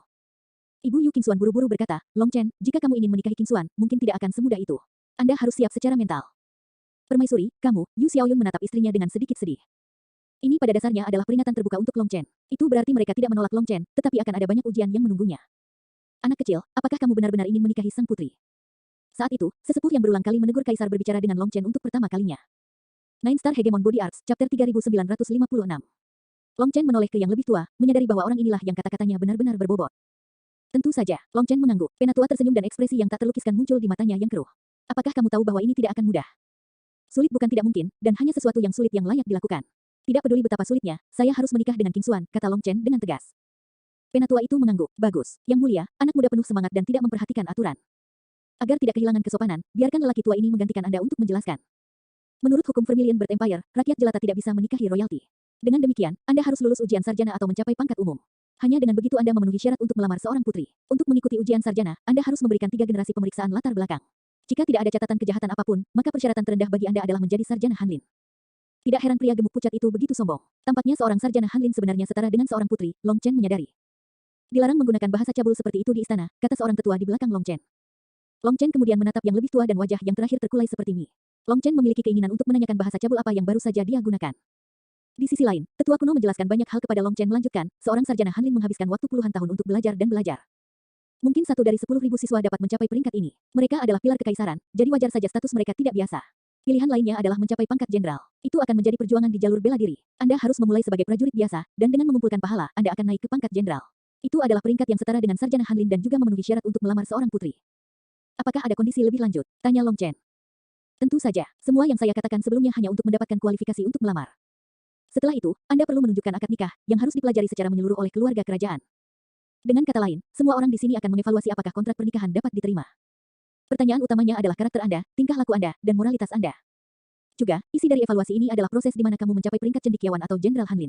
Apakah ada kecurangan atau perilaku asusila? Kami akan memilih ini, dan jika Anda lulus, Anda harus menjalani 3 percobaan. Setelah 3 cobaan sulit ini selesai, Anda bisa menikah dengan seorang putri. Tentu saja, setelah semua ini dikatakan dan dilakukan, jika sang putri tidak ingin menikah denganmu, maka semuanya tidak ada artinya, kata sang tetua. Ada yang lain, tanya Long Chen. Setelah kamu menikah, untuk memastikan bahwa garis keturunan tidak hilang, anak-anak harus mengambil nama belakang ibu atau salah satu nama belakang kerajaan burung Vermilion. Misalnya, Su atau Huo. Dengan kata lain, Anda akan menikah dengan kerajaan burung Vermilion, lanjut sang tetua. Ada yang lain. Penatua tersenyum dan menatap Yu Xiaoyun. Selain itu, poin terpenting adalah meskipun Anda memenuhi semua persyaratan ini, sebagai ayah, Yang Mulia secara alami memiliki hak veto. Pada saat ini, Yu Xiaoyun tersenyum, terlihat agak menyeramkan. Semua orang berpikir bahwa Long Chen akan sedih atau meledak dalam kemarahan. Tanpa diduga, ekspresinya masih tenang dan dia dengan acuh tak acuh berkata, tidak ada yang sulit. Tidak peduli tantangan apa yang kamu berikan padaku, Qingxuan akan menikah denganku. Melihat ketenangan itu, para ahli yang hadir tergerak. Proses yang baru saja dijelaskan kepadanya sangat sulit. Apakah anak muda ini benar-benar memiliki begitu banyak jaminan? Yu Xiaoyun juga tertegun. Harus diketahui bahwa dia memiliki hak veto. Jika dia menolak Long Chen pada akhirnya, maka semua usahanya akan sia-sia. Tapi kepercayaan diri Long Chen membuatnya merasa sedikit tidak nyaman. Apakah pemuda ini benar-benar siap? Yu Xiaoyun mau tidak mau melihat kedua permaisurinya. Mereka tampaknya lebih mengagumi tampilan Long Chen, tetapi tidak ada lagi yang bisa dia lihat. Sebenarnya, Yu Xiaoyun telah melebih-lebihkan Long Chen. Bagaimana dia bisa memiliki jaminan atau persiapan? Apa yang dipikirkan Long Chen adalah bahwa jika mereka akan membuat hal-hal menjadi tidak mungkin baginya, maka tidak ada gunanya melakukan ini. Jika mereka berencana melakukannya, lalu mengapa repot-repot dengan ujian atau cobaan? Jadi, Long Chen akan bertahan sebentar dan melihat. Jika hal-hal benar-benar tidak mungkin dilakukan, dia akan melarikan diri bersama sang putri. Sejak awal, dia tidak pernah peduli jika dia akan kehilangan muka karena melakukannya. Dia mampu menanggung segala macam hal. Jika Yu Xiaoyun dan para ahli kerajaan ini tahu apa yang dipikirkan Long Chen, mereka pasti akan memukuli orang yang tidak tahu malu ini sampai mati. Apakah kamu memahami aturan dengan jelas? Tanya yang lebih tua. Ya, saya mengerti. Untuk Qingxuan, saya akan berusaha sekuat tenaga. Saya tidak peduli cobaan apa yang harus saya lalui. Bagaimanapun, dia tidak berniat mengikuti aturan mereka, jadi dia langsung santai dan terlihat anggun. Menurut aturan, Anda memiliki hak untuk mengajukan banding sekali. Jika banding Anda masuk akal dan mendapat persetujuan, Anda dapat mengubah persidangan menjadi salah satu kesulitan yang lebih sesuai, kata penatua. Long Chen buru-buru melambaikan tangannya. Tidak, Putri Qingxuan adalah peri yang tak tertandingi. Di hatiku, dia seperti peri surgawi dari surga, kekasihku yang bahkan lebih penting dari hidupku. Bahkan jika saya harus mati sejuta kali untuknya, saya bersedia. Anda tidak dapat menurunkan kesulitan. Jika kesulitan diturunkan, saya tidak akan dapat sepenuhnya mengungkapkan ketulusan saya. Itu kemudian akan menjadi penghujatan bagi Putri Qingxuan. Izinkan saya memberitahu Anda, saya akan melawan siapapun yang berani menurunkan kesulitan. Melihat Long Chen begitu tegas, semua tetua bertukar pandang, kaget. Tampaknya Long Chen pantas dipuji atas keberaniannya. Karena itu masalahnya, kamu bisa menandatangani dokumen penilaian. Jika Anda tidak bisa lulus, Anda tidak bisa menyalahkan orang lain. Penatua mengeluarkan dokumen. Siapa yang peduli dengan selembar kertas ini? Jika Yu Xiaoyun hanya memiliki hak veto, semua formalitas ini tidak lebih dari hiasan. Jika mereka ingin bermain seperti ini, Long Chen akan bermain dengan mereka. Ketika saatnya tiba, mereka akan melihat siapa yang mengalahkan siapa dan siapa yang lebih tidak tahu malu dari siapa. Long Chen tidak pernah takut pada siapapun dalam hal ini. Setelah menandatangani dokumen, Long Chen mengeluarkan 2 kotak kecil, dengan hormat menawarkannya kepada Ibu Yu Qingxuan dan permaisuri lainnya. Junior datang terlalu tergesa-gesa untuk bisa menyiapkan hadiah yang bagus, tapi aku harap kamu tidak menertawakanku karena persembahan yang sedikit ini. Apakah kamu mencoba menyuap permaisuri? Tanya Yu Xiaoyun dengan dingin. Yang mulia, perhatikan kata-kata Anda. Anak ini menawarkan bakti. Jika Anda menyalahkannya untuk itu akan terlalu kasar. Bagaimana etiket Vermilion Bird Empire bisa disingkirkan begitu saja? Bagaimana kita bisa menolak bakti seorang anak? Ibu Yu Qingxuan tersenyum dan menerima hadiah Long Chen. Setelah mendengar ini, ekspresi Yu Xiaoyun berubah. Dia tiba-tiba memiliki firasat buruk dan menatap kedua istrinya dengan tak percaya. Tampaknya kedua istrinya ini tidak menyukai Long Chen. Dia mencium petunjuk skema. Nak, sebagai seniormu, kami tidak memiliki sesuatu yang baik untuk diberikan kepadamu. Anda telah datang ke Kekaisaran Burung Vermilion saya untuk menikahi putri kekaisaran. Apakah Anda berhasil atau tidak? Untuk saat ini, Anda dapat dihitung sebagai anggota kerajaan Burung Vermilion. Jadi, saya akan memberi Anda plat status ini untuk saat ini. Ini akan memudahkanmu untuk bergerak di dalam kekaisaran. Ibu Yu Qingxuan menyerahkan tablet emas kepada Long Chen. Ketika mereka melihat tablet ini, wajah semua orang berubah dan bahkan sesepuh kuno pun mengerutkan kening. Permaisuri, bukankah kamu sedikit tidak pantas? Nine Star Hegemon Body Arts, Chapter 3957. Bagaimana mungkin saya tidak membalas? Long Chen sangat rendah hati sehingga dia melepaskan kesempatannya untuk mengajukan banding. Memberinya plat status sebagai ganti hadiahnya adalah hal yang wajar. Selain itu, plat status ini hanya akan membiarkan dia melewati beberapa prosedur rumit yang tidak perlu. Bahkan jika saya tidak memberikannya kepadanya, jika dia ingin mendapatkannya, hanya masalah waktu sebelum dia mendapatkannya. Daripada membuang-buang waktu untuk prosedur yang rumit, mengapa tidak lebih langsung dan secara formal membawanya ke dalam lingkaran? Anda harus tahu betapa berharganya waktu bagi para pembudidaya. Tidak ada gunanya menyia-nyiakannya, kata Ibu Yu Qingxuan. Ah, ibu mertua ini benar-benar hebat. Long Chen tersenyum di dalam. Jelas tidak ada yang perlu ditakutkan sekarang. Tampaknya Yu Qingxuan sudah lama memberitahu ibunya tentang dia, dan calon ibu mertua ini menyetujuinya. Semuanya pasti akan berjalan lancar. Bahkan jika kaisar tidak menyukainya, lalu kenapa? Xia Guhong sudah mengatakan bahwa Yu Xiaoyun adalah seorang idiot. Jika bukan karena permaisurinya yang luar biasa, dia tidak akan memiliki pencapaiannya saat ini. Di kerajaan Burung Vermilion, mungkin kata-katanya adalah hukum, tetapi jika menyangkut keluarga, kedua permaisuri ini pasti lebih kuat darinya. Penggarap yang sombong dan sombong memiliki karakter yang berubah-ubah. Saya merasa beberapa prosedur tidak dapat dilewati. Bagaimanapun, prosedur ini adalah bukti bagi kita untuk melihat apakah Long Chen bekerja keras. Ini adalah cobaan untuk karakternya, kata seorang tetua yang tidak mengeluarkan aura atau fluktuasi. Penatua ini adalah seorang sarjana dan juga anggota keluarga kerajaan. Murid-murid keluarga kekaisaran terampil dalam seni bela diri dan budaya. Meskipun mereka lebih bersandar pada pembelajaran bela diri, mereka juga harus menganggap pembelajaran ilmiah sama pentingnya. Jadi, ada beberapa cendekiawan dalam keluarga kekaisaran. Itu betul, permaisuri, jika Anda memberi Long Chen plat status ini, itu akan memberinya perlakuan khusus. Ini tidak adil. Jika persidangan ini dimulai dengan tidak adil, maka tidak ada gunanya, kata sesepuh lainnya. Jelas, mereka tidak menyukai Long Chen, terutama karakternya yang sombong dan tidak terkendali. Karena semakin banyak orang menyuarakan perbedaan pendapat mereka, senyum hangat kedua permaisuri perlahan berubah menjadi ekspresi sedingin es. Adapun kaisar, melihat situasi ini, dia memilih tutup mulut. Long Chen melihat kedua ibu mertuanya akan marah, jadi dia buru-buru berkata, Junior berterima kasih atas niat baikmu. Namun, uji coba ini sederhana bagi saya. Hati saya akan tetap mengabdi pada Qingxuan selamanya, dan dengan demikian, bagaimana saya bisa takut akan cobaan kecil seperti itu? Saya memiliki kepercayaan pada diri saya sendiri dan pada Qingxuan, jadi saya berharap kedua ibu mertua saya yang terhormat juga akan menaruh kepercayaan pada saya. Percayalah kepadaku, saya bisa menangani semuanya. Wajah Ibu Yu Qingxuan semakin gelap dengan begitu banyak orang yang menentangnya. Dia tidak bisa membantu tetapi merasa tidak enak mengingat Long Chen, seorang junior, dengan murah hati memberinya hadiah. Sebagai seorang senior, tampaknya tepat baginya untuk membalas dengan hadiahnya sendiri. Namun, penentangan mereka tidak memberinya wajah apapun, membuatnya secara alami tidak senang. Namun, kepercayaan diri Long Chen yang tersenyum memang membuat ekspresinya sedikit membaik. Anak baik, perlakukan itu sebagai bibi berutang padamu. Akan ada banyak waktu bagi bibi untuk membayarmu kembali. Bagaimana mungkin Long Chen tidak mengerti apa yang dia katakan? Dia dengan jelas mengatakan kepadanya bahwa tidak perlu takut. Dia akan membuka pintu belakang untuknya. Melihat kegembiraan di matanya, Ibu Yu Qingxuan tersenyum. Di dalam, dia berpikir, anak ini cukup pintar. Karena sudah diputuskan, Junior akan mengucapkan selamat tinggal pada bibi. Aku harus bersiap untuk ujian. Long Chen sekali lagi membungkuk kepada Ibu Yu Qingxuan dan permaisuri lainnya sebelum pergi. Begitu Long Chen pergi, semua tetua memberi hormat kepada kaisar dan permaisuri. Kaisar secara pribadi mengiring sesepuh kuno itu. Dia hanya kembali setelah dia mengiring sesepuh itu pergi. Sekarang, hanya ada 3 orang yang tersisa di istana. Tanpa orang lain di sekitar mereka, istri Yu Xiaoyun menatapnya, dan dia juga menatap mereka. Dia dengan dingin berkata, jangan lihat aku. Saya tidak suka anak kecil itu, dan saya tidak akan menerima dia menikahi putri saya. Saya tidak peduli apa yang Anda katakan. Saya menolak untuk menyetujui. Dan alasanmu, keduanya berbicara pada waktu yang hampir bersamaan. Saya adalah kaisar ke-95, dan Qingxuan adalah putri saya. Jika saya tidak menyukainya, jika saya tidak setuju, itu saja. Mengapa saya perlu memberikan alasan apapun? Kata Yu Xiaoyun dengan marah. Itu mungkin bukan urusanmu, kata Ibu Yu Qingxuan. Apakah saya tidak mendapatkan otoritas atas pernikahan putri saya? Amukan Yu Xiaoyun. Lihat saja dirimu sendiri. Anda tahu bahwa Anda adalah kaisar ke-95, namun Anda mulai meraung hanya setelah beberapa kalimat. Apa gunanya mengaum? Jika mengaum berguna, keledai akan mengambil alih dunia sekarang. Yang bisa dilakukan Raungan hanyalah menakut-nakuti sekelompok anak yang berperilaku baik. Apakah Raunganmu menakuti Long Chen? Ibu Yu Qingxuan menggelengkan kepalanya dengan kecewa. Kamu adalah ayah Qingxuan, tapi kakak perempuan Huixin tetaplah ibu Qingxuan. Dia berasal dari tubuhnya, jadi kakak perempuan harus memiliki setidaknya 50% suara dalam keputusan ini. Selain itu, saya juga bisa dihitung sebagai ibunya. Saya harus memiliki setidaknya 10% suara, bukan? Kami berdua dijumlahkan adalah 60%, kata permaisuri lainnya. Bahkan sebelum dia bisa menyelesaikannya, Yu Xiaoyun sudah melambaikan tangannya dengan acuh tak acuh. Aku tahu kalian bekerja sama, bahkan tidak mencobanya. Apa yang saya katakan tentang putri saya adalah yang terpenting. Yu Xiaoyun langsung berbalik dan pergi, bahkan tidak memberi mereka kesempatan untuk berunding dengannya. Setelah bertahun-tahun, Yu Xiaoyun telah memahami satu prinsip, yaitu tidak membicarakan alasan dengan wanita karena dia tidak bisa menang. Kedua wanita miliknya ini sangat kuat. Mengetahui bahwa dia tidak bisa mengalahkan mereka, dia langsung pergi. Sekarang hanya mereka berdua di istana. Ibu Yu Qingxuan menggelengkan kepalanya. Kemarahan orang ini semakin buruk saat basis kultivasinya tumbuh. Dia semakin keras kepala. Kakak Huixin, jangan khawatir. Kakak Xiaoyun cepat atau lambat akan menyadari kebenarannya. Itu hanya masalah waktu. Mari kita bersabar dan beri dia sedikit waktu, hibur permaisuri lainnya. Terima kasih, Lansin, aku merasa jauh lebih baik denganmu di sisiku. Ibu Yu Qingxuan menghela nafas. Ibu Yu Qingxuan bernama Jiang Huixin. Adapun permaisuri lainnya, namanya adalah Su Lansin. Mereka adalah dua permaisuri dari dinasti kerajaan burung vermilion saat ini. Qingxuan ingin saya memberi Long Chen tablet ini dan membantunya, jadi saya dapat melihat bahwa dia benar-benar mencintai anak kecil itu. Sayangnya, sebagai ibunya, saya tidak dapat membantunya sama sekali. Jiang Huixin menghela nafas karena malu. Kakak Huixin, sejujurnya, meskipun Long Chen tampan dan tidak terlihat biasa, lidahnya fasih, dan karakternya agak terlalu sombong. Saya tidak yakin apakah dia pilihan yang tepat untuknya. Su Lansin ragu-ragu tetapi masih memutuskan untuk mengungkapkan pikirannya. Sebenarnya, dia tidak terlalu menghargai Long Chen. Selama Qingxuan menyukainya, aku akan mendukungnya. Tidak ada yang tahu ini lebih baik daripada seorang ibu mencintai seseorang seperti terkena racun yang tak tersembuhkan. Bukankah itu yang terjadi pada kita? Lihat saja temperamen buruk Yu Xiaoyun. Penampilannya biasa-biasa saja, tapi kenapa kita akhirnya jatuh cinta padanya? Mereka berdua bertukar pandang, tiba-tiba teringat ketika Yu Xiaoyun menyebut penampilan Long Chen biasa-biasa saja dan Long Chen langsung membalas. Keduanya tertawa terbahak-bahak. Ekspresi marah dan tak berdaya Yu Xiaoyun saat itu hampir membuat mereka menangis dengan tawa. Itu benar, kita harus melihat hadiah apa yang diberikan anak itu kepada kita. Setelah itu, mereka berdua dengan penasaran membuka kasingnya. Ketika kasus dibuka, ekspresi mereka menjadi sangat mengejutkan. Nine Star Hegemon Body Arts, Chapter 3958. Di dalam peti itu ada dua kendi coklat kemerahan yang memesona, masing-masing seukuran kepalan tangan. Menghiasi permukaan kendi ini adalah burung vermilion yang diukir dengan rumit dengan 7 awan halus di sekelilingnya.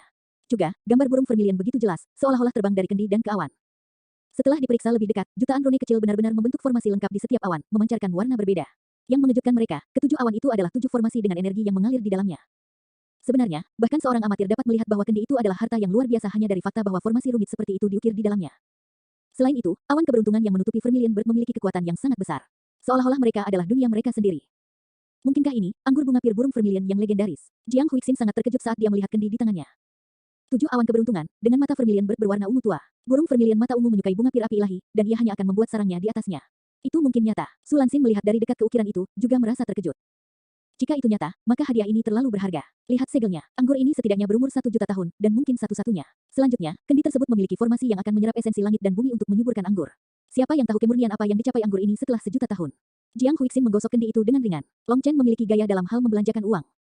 Itu karena bunga pir api ilahi pada dasarnya telah punah. Bahkan jika memang ada, setiap kelopak akan menjadi harta yang tak ternilai harganya, dengan biaya yang sangat besar. Orang macam apa yang akan mengumpulkan jutaan kelopak bunga untuk membuat anggur? Buka dan lihat, tidak mungkin saya bisa menenangkan diri tanpa melihat, desak Su Lansin.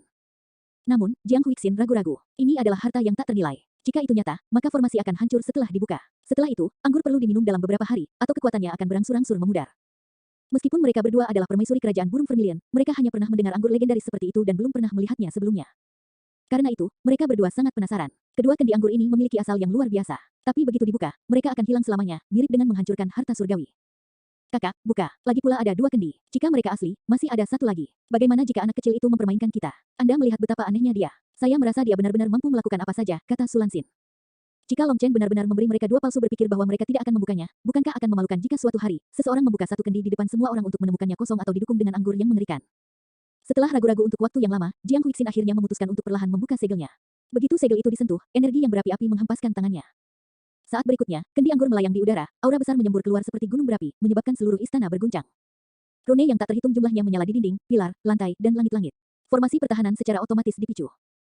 Melihat ini, mereka berdua bertukar pandang. Tampaknya anggur ini tidak palsu. Segel di kendi berubah menjadi 2 lapisan rune yang mengalir di sekitarnya. Ketika itu terjadi, teriakan burung yang cemerlang terdengar seolah-olah berasal dari zaman kuno, disertai dengan semburan cahaya ilahi. Ketika rune kendi semuanya menyala, kedua wanita itu samar-samar bisa melihat gambar burung Vermilion yang sedang mengangkat sayapnya. Setelah itu, aroma anggur yang kental muncul, entah bagaimana menyebabkan suhu naik dengan cepat. Pada akhirnya, burung Vermilion terbang keluar dari kendi dan terbang sekali mengelilingi aula sebelum perlahan menghilang. Saat menghilang, energi api ilahi perlahan turun. Setelah itu, istana berhenti bergetar dan formasi memudar. Semuanya kembali normal. Namun, sekarang aula itu dipenuhi dengan aroma anggur. Menciumnya saja bisa memabukkan seseorang. Sekarang ketika mereka melihat kendi itu, mereka melihat bahwa burung vermilion di atasnya telah hilang. Adapun 7 awan, mereka masih ada, tetapi semakin redup. Jiang Huixin dan Sulansin bertukar pandang, melihat keterkejutan satu sama lain. Jiang Huixin lalu mengeluarkan 2 cangkir. Dia perlahan menuangkan anggur ke dalam cangkir. Awalnya, anggur itu berwarna kuning, tetapi setelah dituangkan ke dalam cangkir, anggur itu benar-benar mulai mendidih, tampak seperti lahar yang bergolak. Fluktuasi nyala api yang kuat mengguncang hati mereka. Setelah itu, mereka mengangkat cangkir mereka dan meneguk anggur sekaligus. Ketika melewati tenggorokan mereka, itu bahkan lebih berapi-api dari yang mereka duga. Di mulut rasanya seperti madu, menutupi lidah dan gigi mereka dengan rasanya. Tapi ketika memasuki perut, panas yang kaya dengan cepat menyebar ke seluruh tubuh mereka. Saat berikutnya, api menyala di seluruh tubuh mereka. Bahkan ketika mereka benar-benar dibakar oleh anggur ini, mereka perlahan menutup mata, membenamkan diri di dalam api. Dalam benak mereka, bayangan burung vermilion yang melayang di langit di atas lautan bunga pir muncul. Keduanya hanya membuka mata setelah beberapa saat, tidak bisa menenangkan diri. Anggur bunga pir burung vermilion ini lebih kuat dari legenda. Bahkan dengan basis kultivasi kami yang tinggi, energi kami semakin dimurnikan. Mungkin ini bisa memberi kita kesempatan untuk menembus kemacetan kita saat ini. Hadiah ini terlalu berharga. Jiang Huixin memandang kendi kecil berisi anggur dengan ekspresi rumit. Meskipun hanya sebotol anggur kecil, ruang di dalamnya bisa memuat ribuan cangkir anggur. Selain itu, anggur pada level ini adalah sesuatu yang tak ternilai harganya, meski hanya setetes. Anak itu punya hati. Sulansin menghela nafas. Dia tidak menyukai Long Chen sebelumnya, tetapi setelah dia mengambil harta yang tak ternilai harganya, dia tidak punya pilihan selain merevisi penilaiannya. Sebenarnya, Long Chen tidak tahu betapa berharganya hadiah ini. Itu hanya disiapkan oleh Xia Guhong untuk Long Chen untuk diberikan kepada kedua permaisuri, dan Long Chen hanya melakukan apa yang dia katakan. Jika Anda menerima makanan orang lain, Anda tidak bisa mengatakan tidak kepada mereka. Ayo pergi, kami akan meminta Xiao Yun untuk mencobanya juga. Jiang Huixin mengambil kendi anggur. Jika kakak Xiao Yun tahu itu dari Long Chen, dia pasti tidak akan meminumnya. Sulansin menggelengkan kepalanya. Dia memahami emosinya terlalu baik. Tidak masalah, dia tidak perlu tahu itu dari Long Chen. Kita bisa menggunakan sesuatu yang lain dan berpura-pura itu adalah hadiah Long Chen, lalu memberinya anggur. Begitu dia tahu, itu akan terlambat. Jiang Huixin tersenyum. Itu ide yang bagus. Sulansin tertawa. Mereka berdua meninggalkan istana begitu saja sambil tertawa. Long Chen baru saja meninggalkan istana dan belum jauh di bawah pimpinan seorang kasing ketika dia mendengar seseorang memanggilnya. Dia berbalik dengan senang melihat Yu Qingxuan mengenakan gaun kekaisaran. Dia seperti peri bangsawan yang muncul di hadapannya, mengenakan senyum manis di wajahnya seindah bunga mekar. Qingxuan, Long Chen buru-buru berjalan ke sisinya. Namun, saat dia mengulurkan tangan untuk meraih tangannya, sosok besar menghalangi jalannya. Dari desa pegunungan mana kamu keluar untuk tidak mengetahui aturannya? Anda berani menunjukkan rasa tidak hormat kepada sang putri. Nine Star Hegemon Body Arts, Chapter 3959. Long Chen melirik sosok yang mengesankan di depannya. Pria itu tampaknya berusia 40-an atau 50-an, menjulang tinggi di atas Long Chen dengan kepala penuh. Terlepas dari perawakannya, dia tidak terlihat memanjang sama sekali karena perawakannya yang kokoh dan tebal. Namun, wajahnya yang pucat dan tidak berambut, serta kulitnya yang kendur, membuat kegemukannya terlihat lebih jelas. Dari bahu ke bawah, tubuhnya seperti segitiga terbalik. Jika dia pria berotot, itu normal. Namun, sangat aneh bagi seseorang dengan wajah gemuk seperti itu. Pada saat ini, kasing besar ini dan beberapa kasing kecil lainnya di belakangnya menatap Long Chen dengan dingin. Long Chen, tempat ini adalah istananya Yu Qingxuan tampak menyesal saat mengatakan ini. Sayangnya, ini bukan di tempat lain. Aturannya bahkan lebih ketat di sini. Saya mengerti, hanya akan ada kasing di istana, kata Long Chen. Dia tersenyum, tetapi dia sangat tidak menyukai orang-orang aneh ini. Tinggal lebih jauh ke belakang. Pertahankan jarak yang tepat dari sang putri. Kasing mencoba mendorong Long Chen, mengisyaratkan agar dia pergi. Namun, sebelum tangannya mencapai Long Chen, kekuatan yang kuat menghantamnya, menyebabkan dia mendengus dan terhuyung mundur. Para kasing di belakangnya berteriak dan mencoba mendukungnya, hanya untuk akhirnya dirobohkan olehnya. Long Chen, Yu Qingxuan melompat kaget dan buru-buru meraih Long Chen. Aku bukan seseorang yang bisa disentuh sembarang orang. Lain kali Anda mencoba menyentuh saya akan membebaskan Anda dari lengan Anda. Long Chen memelototi kasing besar itu dengan dingin. Anda, kasing itu sangat marah. Jika kamu berani mengatakan sesuatu yang tidak senonoh, sebagai gantinya aku akan memenggal kepalamu. Oh, saya tidak pernah membuat ancaman kosong. Apakah Anda ingin mencoba saya? Long Chen tidak suka masalah, tapi dia tidak takut. Dia tidak peduli jika mereka tidak menghormatinya, tetapi jika mereka berani menghinanya, dia tidak akan peduli dengan status mereka.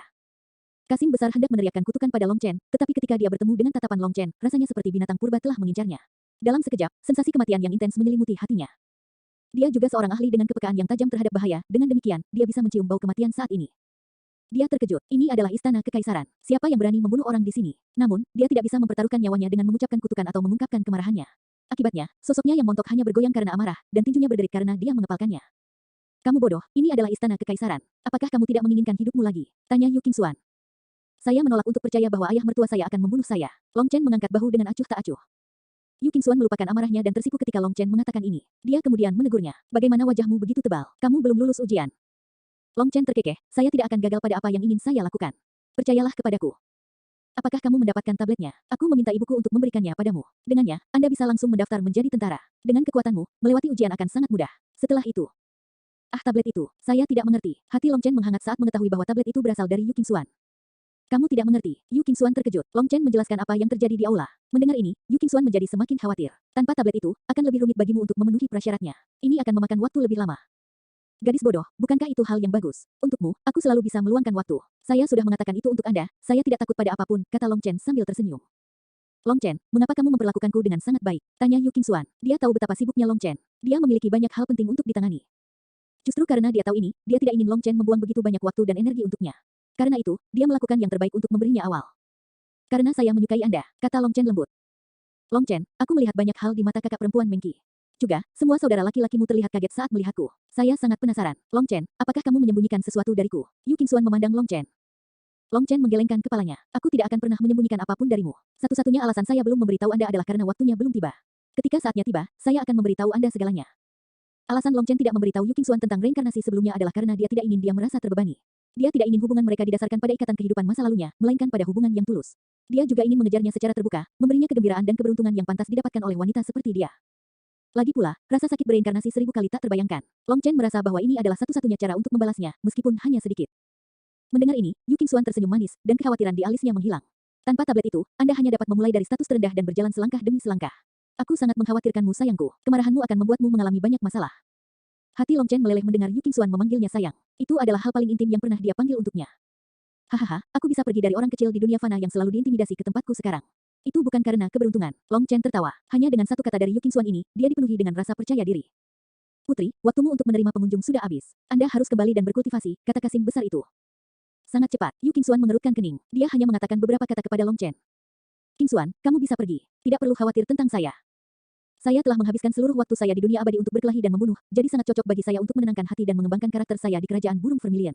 Dengan kesempatan ini, saya dapat meningkatkan karakter dan temperamen saya untuk menjadi menantu yang paling luar biasa untuk kerajaan burung Vermilion. Saya akan menjadi seseorang yang memiliki integritas dan bakat, kebijaksanaan dan keberanian, kata Long Chen. Yu Qingxuan mengangguk. Dia masih memiliki banyak hal untuk dikatakan kepada Long Chen, tetapi kerajaan burung Vermilion memiliki banyak aturan yang harus dia patuhi. Dengan berat hati, dia mengucapkan selamat tinggal dan pergi, semburat kesedihan terlihat jelas di ekspresinya. Kasim besar memelototi Long Chen sebelum pergi bersamanya. Adapun Kasim yang membimbing jalan Long Chen, dia membawa Long Chen keluar dari istana. Begitu Long Chen keluar, dia pergi untuk mengambil plat status untuk dirinya sendiri. Dengan begitu, dia akan menjadi anggota biasa dari Vermilion Bird Empire. Begitu dia mendapatkan plat status, dia pergi ke perusahaan perdagangan Huayun. Namun, dia baru saja melewati gerbang mereka ketika beberapa sosok di kejauhan dengan dingin melirik Long Chen dan menghilang. The Blue Kill Hall masih menolak untuk menyerah. Enkuda, apakah kamu akan datang sendiri kali ini? Begitu mereka pergi, Long Chen berbalik dan melihat kemana mereka menghilang. Senyum sinis kemudian muncul di wajahnya. Nine Star Hegemon Body Arts, Chapter 3960. Orang-orang itu tidak memiliki basis kultivasi yang tinggi dan aura mereka lemah. Bahkan, mereka tampak seperti rakyat jelata biasa. Namun, tidak peduli bagaimana mereka menyembunyikan diri, mereka tidak dapat menyembunyikan energi keyakinan mereka dari Long Chen. Lagi pula, Long Chen telah menghabiskan waktu bertahun-tahun melawan Blood Kill Hall. Bahkan dengan mata terpejam, dia akan bisa mencium baunya begitu mereka mendekat. Sejak kematian Ji Wuming, Long Chen tampaknya menjadi sasaran utama kemarahan Enkuda. Itu karena meskipun kedatangan diam-diam Long Chen di kerajaan burung Vermilion, dia masih ditemukan, yang menunjukkan bahwa Enkuda telah mengerahkan semua sumber dayanya untuk melacaknya. Dari sini, tampaknya sangat mungkin Enkuda bermaksud untuk menghadapi Long Chen secara pribadi. Namun, Long Chen tidak takut padanya karena kekaisaran burung Vermilion dipenuhi oleh para ahli. Misalnya, Long Chen tahu bahwa Yu Xiaoyun dan kedua permaisuri adalah yang mulia Dewa Tiga Bunga. Adapun tetua kuno di dalam istana, tidak ada cara untuk memperkirakan usianya, dan Long Chen tidak bisa melihat melalui basis kultivasinya. Dia tak terduga, jadi dia mungkin ahli menakutkan lainnya. Selanjutnya, formasi besar di ibu kota adalah formasi paling kuat yang pernah ditemui Long Chen. Jika Enkuda berani memanifestasikan dirinya di ibu kota, itu tidak ada bedanya dengan mengirim dirinya sendiri ke kematiannya. Long Chen tidak keberatan jika Enkuda hanya akan mengintai di mana dia berada. Selama Enkuda tidak datang secara pribadi, Long Chen tidak takut pada orang lain. Di dalam perusahaan perdagangan Huayun, Long Chen langsung menukar 30 juta perak. Tapi koin perak ini bukanlah perak biasa. Mereka adalah Vermilion Bird Fine Silver, sejenis mitril yang hanya diproduksi di dalam kerajaan burung Vermilion. Ini adalah logam yang sangat langka, tetapi sebenarnya tidak berharga dan hanya cocok untuk menjadi mata uang. Jika terlalu berharga, maka perak akan meninggalkan kekaisaran. Lagi pula, jumlah logam langka ini terbatas. Di bawah koin perak adalah koin tembaga yang juga dibuat dengan biji tembaga khusus Vermilion Bird Empire. Mereka berdua memiliki tanda totem Vermilion Bird pada mereka. Di dalam kerajaan burung Vermilion, mereka akan mengeluarkan fluktuasi khusus, jadi mudah untuk membedakan yang asli dari yang palsu. Ada juga koin emas, tapi mata uang emas ini tidak bisa digunakan oleh rakyat jelata. Hanya anggota keluarga kerajaan, sarjana Hanlin ke atas, atau mungkin beberapa pejabat tingkat tinggi yang memenuhi syarat untuk menggunakannya. Jadi, rakyat jelata yang entah bagaimana menerima koin emas akan pergi ke tempat yang telah ditentukan untuk menukarnya dengan perak dan tembaga karena mereka tidak memenuhi syarat untuk menggunakan koin secara langsung. Pada saat ini, status Long Chen tidak lebih dari rakyat jelata terendah di kerajaan burung Vermilion. Mayoritas orang dalam kategori ini biasanya mengandalkan mata uang tembaga dan jarang memiliki perak. Namun, Long Chen sangat kaya. Dengan memberikan satu kristal iblis dari mayat iblis abadi ke perusahaan perdagangan Huayun, dia memperoleh 30 juta perak penuh. Menurut sistem penetapan harga Vermilion Bird Empire, nilai satu koin perak kira-kira setara dengan 100 kristal Raja Abadi. Oleh karena itu, 30 juta koin perak akan bernilai sekitar 3 miliar kristal Raja Abadi. Perlu dicatat bahwa bahkan para pangeran dan putri kekaisaran hanya menerima 30.000 koin perak per bulan. Akibatnya, Long Chen bisa dianggap sebagai kantong uang. Dengan bantuan perusahaan perdagangan Huayun, Long Chen langsung mendaftar sebagai seniman bela diri untuk kerajaan burung vermilion bahkan tanpa harus meninggalkan gerbang mereka. Namun, dia harus berpartisipasi dalam kompetisi bela diri setiap 7 hari sekali untuk menunjukkan kekuatannya dan menaikkan pangkatnya. Seniman bela diri itu seperti para cendekiawan dan terbagi menjadi banyak tingkatan. Tapi Long Chen tidak mau repot untuk bertanya tentang peringkat itu. Setelah mendaftar untuk kompetisi seni bela diri, ia juga mendaftar untuk ujian sarjana. Bagaimanapun, dia hanya perlu mendaftar. Jika dia merasa seperti itu, dia bisa pergi. Tetapi jika dia tidak menyukainya, tidak ada yang memaksanya untuk berpartisipasi. Long Chen murni bermain-main. Sore berikutnya, ada kompetisi seni bela diri, dan berkat koneksi perusahaan perdagangan Huayun, Long Chen mengatur pertandingan awal untuknya. Ketika Long Chen melangkah ke panggung bela diri, dia melihat lawannya berada di alam api ilahi, membuatnya tercengang. Lawannya juga tertegun saat melihatnya. Kamu adalah Raja Abadi Sialan. Apa yang kamu lakukan mendaftar untuk ini? Mengamuk orang itu cemberut. Aku tidak punya pilihan, oke. Long Chen juga terdiam. Bagaimana ini bisa disalahkan padanya? Aku memandang rendah dirimu. Setelah mengatakan itu, orang ini langsung kabur. Karena perbedaan wilayah terlalu besar, apa gunanya bertarung? Mereka pada dasarnya tidak berada pada level yang sama. Sebagian besar penonton juga pembudidaya api ilahi. Oleh karena itu, untuk Raja Abadi yang muncul di sini seperti orang dewasa yang mengikuti kompetisi untuk anak-anak. Kali ini, Long Chen diharuskan berpartisipasi dalam 3 pertempuran. Setiap pertempuran berjarak seminggu, dan hanya setelah memenangkan semua dia dapat melanjutkan ke tahap berikutnya. Oleh karena itu, setelah muncul sebagai pemenang kali ini, Long Chen harus menunggu 7 hari lagi sebelum tantangan berikutnya. Long Chen memanfaatkan kesempatan ini untuk meningkatkan basis kultivasinya. Lagi pula, Yu Qingxuan telah mencapai Heaven Stage ketiga setelah meninggalkan 3.000 dunia. Sedangkan untuk dirinya sendiri, dia masih berada di alam Raja Abadi awal. Tak perlu dikatakan bahwa bakat Yu Qingxuan luar biasa. Kecepatan dia maju luar biasa, jadi Long Chen harus berusaha untuk mengikutinya. Long Chen langsung menyewa ruang pelatihan paling mewah, dengan harga 1.000 perak per hari. Meskipun biayanya tinggi, ruangan itu menyediakan beragam formasi tambahan. Itu dilengkapi dengan berbagai fasilitas untuk kegiatan seperti kultivasi, penyempurnaan pil, pertukaran pukulan, dan gerakan pengujian, semuanya dirancang untuk membantu dan meningkatkan pengalaman pelatihan. Di ruang pelatihan ini, bahkan Yang Mulia memiliki kebebasan untuk melepaskan kekuatan penuh mereka. Selain itu, karena larangan pertempuran di tempat lain di ibu kota, bisnis seperti ruang pelatihan berkembang pesat. Pendirian ini menawarkan lingkungan yang aman dan terkendali bagi individu untuk terlibat dalam pelatihan dan pertempuran yang ketat, melayani kebutuhan praktisi bela diri di semua tingkatan. Perbedaan harga antara ruang pelatihan kelas terendah dan yang terbaik sangat besar. Adapun ruang pelatihan ini dikemas dengan peralatan, dari tungku pil, boneka pelatihan, hingga alat tempah. Jika Long Chen mau, dia bahkan bisa membayar lebih banyak uang untuk mendapatkan seorang ahli untuk menemaninya dalam pelatihan. Seorang jenius surgawi tertinggi juga bisa dibawa untuk membantu pelatihannya jika diberi cukup uang. Dikatakan bahwa para pangeran dan putri sering membayar uang agar seseorang menemani mereka dalam pelatihan mereka. Namun, menemukan mitra pelatihan yang dapat menyamai level mereka merupakan sebuah tantangan, karena hanya pakar puncak yang mampu memenuhi kebutuhan mereka. Meski begitu, ahli yang tak terhitung jumlahnya masih ingin menjadi mitra pelatihan para pangeran dan putri. Berhasil mendapatkan posisi seperti itu tidak hanya memberikan kesempatan untuk naik pangkat dengan memanfaatkan koneksi tetapi juga datang dengan keuntungan tambahan. Selain status dan kehormatan, mereka juga akan diberikan gaji kekaisaran dan akses ke sumber daya kekaisaran yang berharga. Itu adalah kesempatan yang didambakan yang memiliki keunggulan prestise dan praktis. Ketika Long Chen memasuki ruang pelatihan ini, dia memutuskan untuk mengaktifkan formasi pemurnian pil. Setelah itu, ki spiritual di ruangan menjadi sangat padat, dan bahkan hukum langit dan bumi ditarik untuk membantu lebih lanjut dalam memurnikan pil, meningkatkan peluang keberhasilan. Long Chen menyuruh Demon Moon Furnace dan Moon and Star Refining Furnace mulai bekerja. Untungnya, bahan untuk pil Raja Abadi sudah lama disiapkan. Mereka hanya belum punya waktu untuk memperbaiki pil ini sampai sekarang. Semua pil yang telah disempurnakan oleh keduanya pada dasarnya diberikan kepada murid-murid keluarga Luo. Di 3.000 dunia, Long Chen telah memberikan segunung pil kepada Qin Feng untuk diberikan kepada keluarga Luo. Sekarang, saatnya memperbaiki pilnya sendiri. Pil Raja Abadi tidak terlalu sulit untuk dibuat. Long Chen menunjukkan kepada mereka bagaimana melakukannya beberapa kali, dan Demon Moon Furnace dan Moon and Star Refining Furnace langsung mulai bekerja sama dengan Huo Linger untuk memurnikan pil itu sendiri. Setelah menyerahkan masalah penyempurnaan pil kepada mereka, pikiran Long Chen tenggelam ke dalam ruang kekacauan utama, dan tubuh rohaninya duduk di bawah pohon kaca berwarna 7 harta karun. Cahaya ilahi kemudian jatuh, menyelimuti jiwanya, membuat pikiran Long Chen lebih jernih dari sebelumnya. 7 bintang besar muncul di benaknya yang kosong. Di belakang mereka ada 108.000 bintang lebih kecil yang membentuk diagram bintang raksasa. Seharusnya sudah waktunya untuk mempelajari jalur masa depanku dari 9 bintang. Long Chen memeriksa bintang-bintang karena dia harus menemukan jalannya sendiri. Dalam sekejap, diagram bintang mulai mengalami transformasi konstan, mewujudkan diagram yang berbeda. Dia harus menemukan diagram bintang yang paling cocok dalam kemungkinan yang tak terhitung jumlahnya, dan itu akan menjadi desain ke-7 bintangnya. Pada hari ketiga dia dalam pengasingan, seseorang tiba-tiba datang memanggilnya keluar dari pengasingan.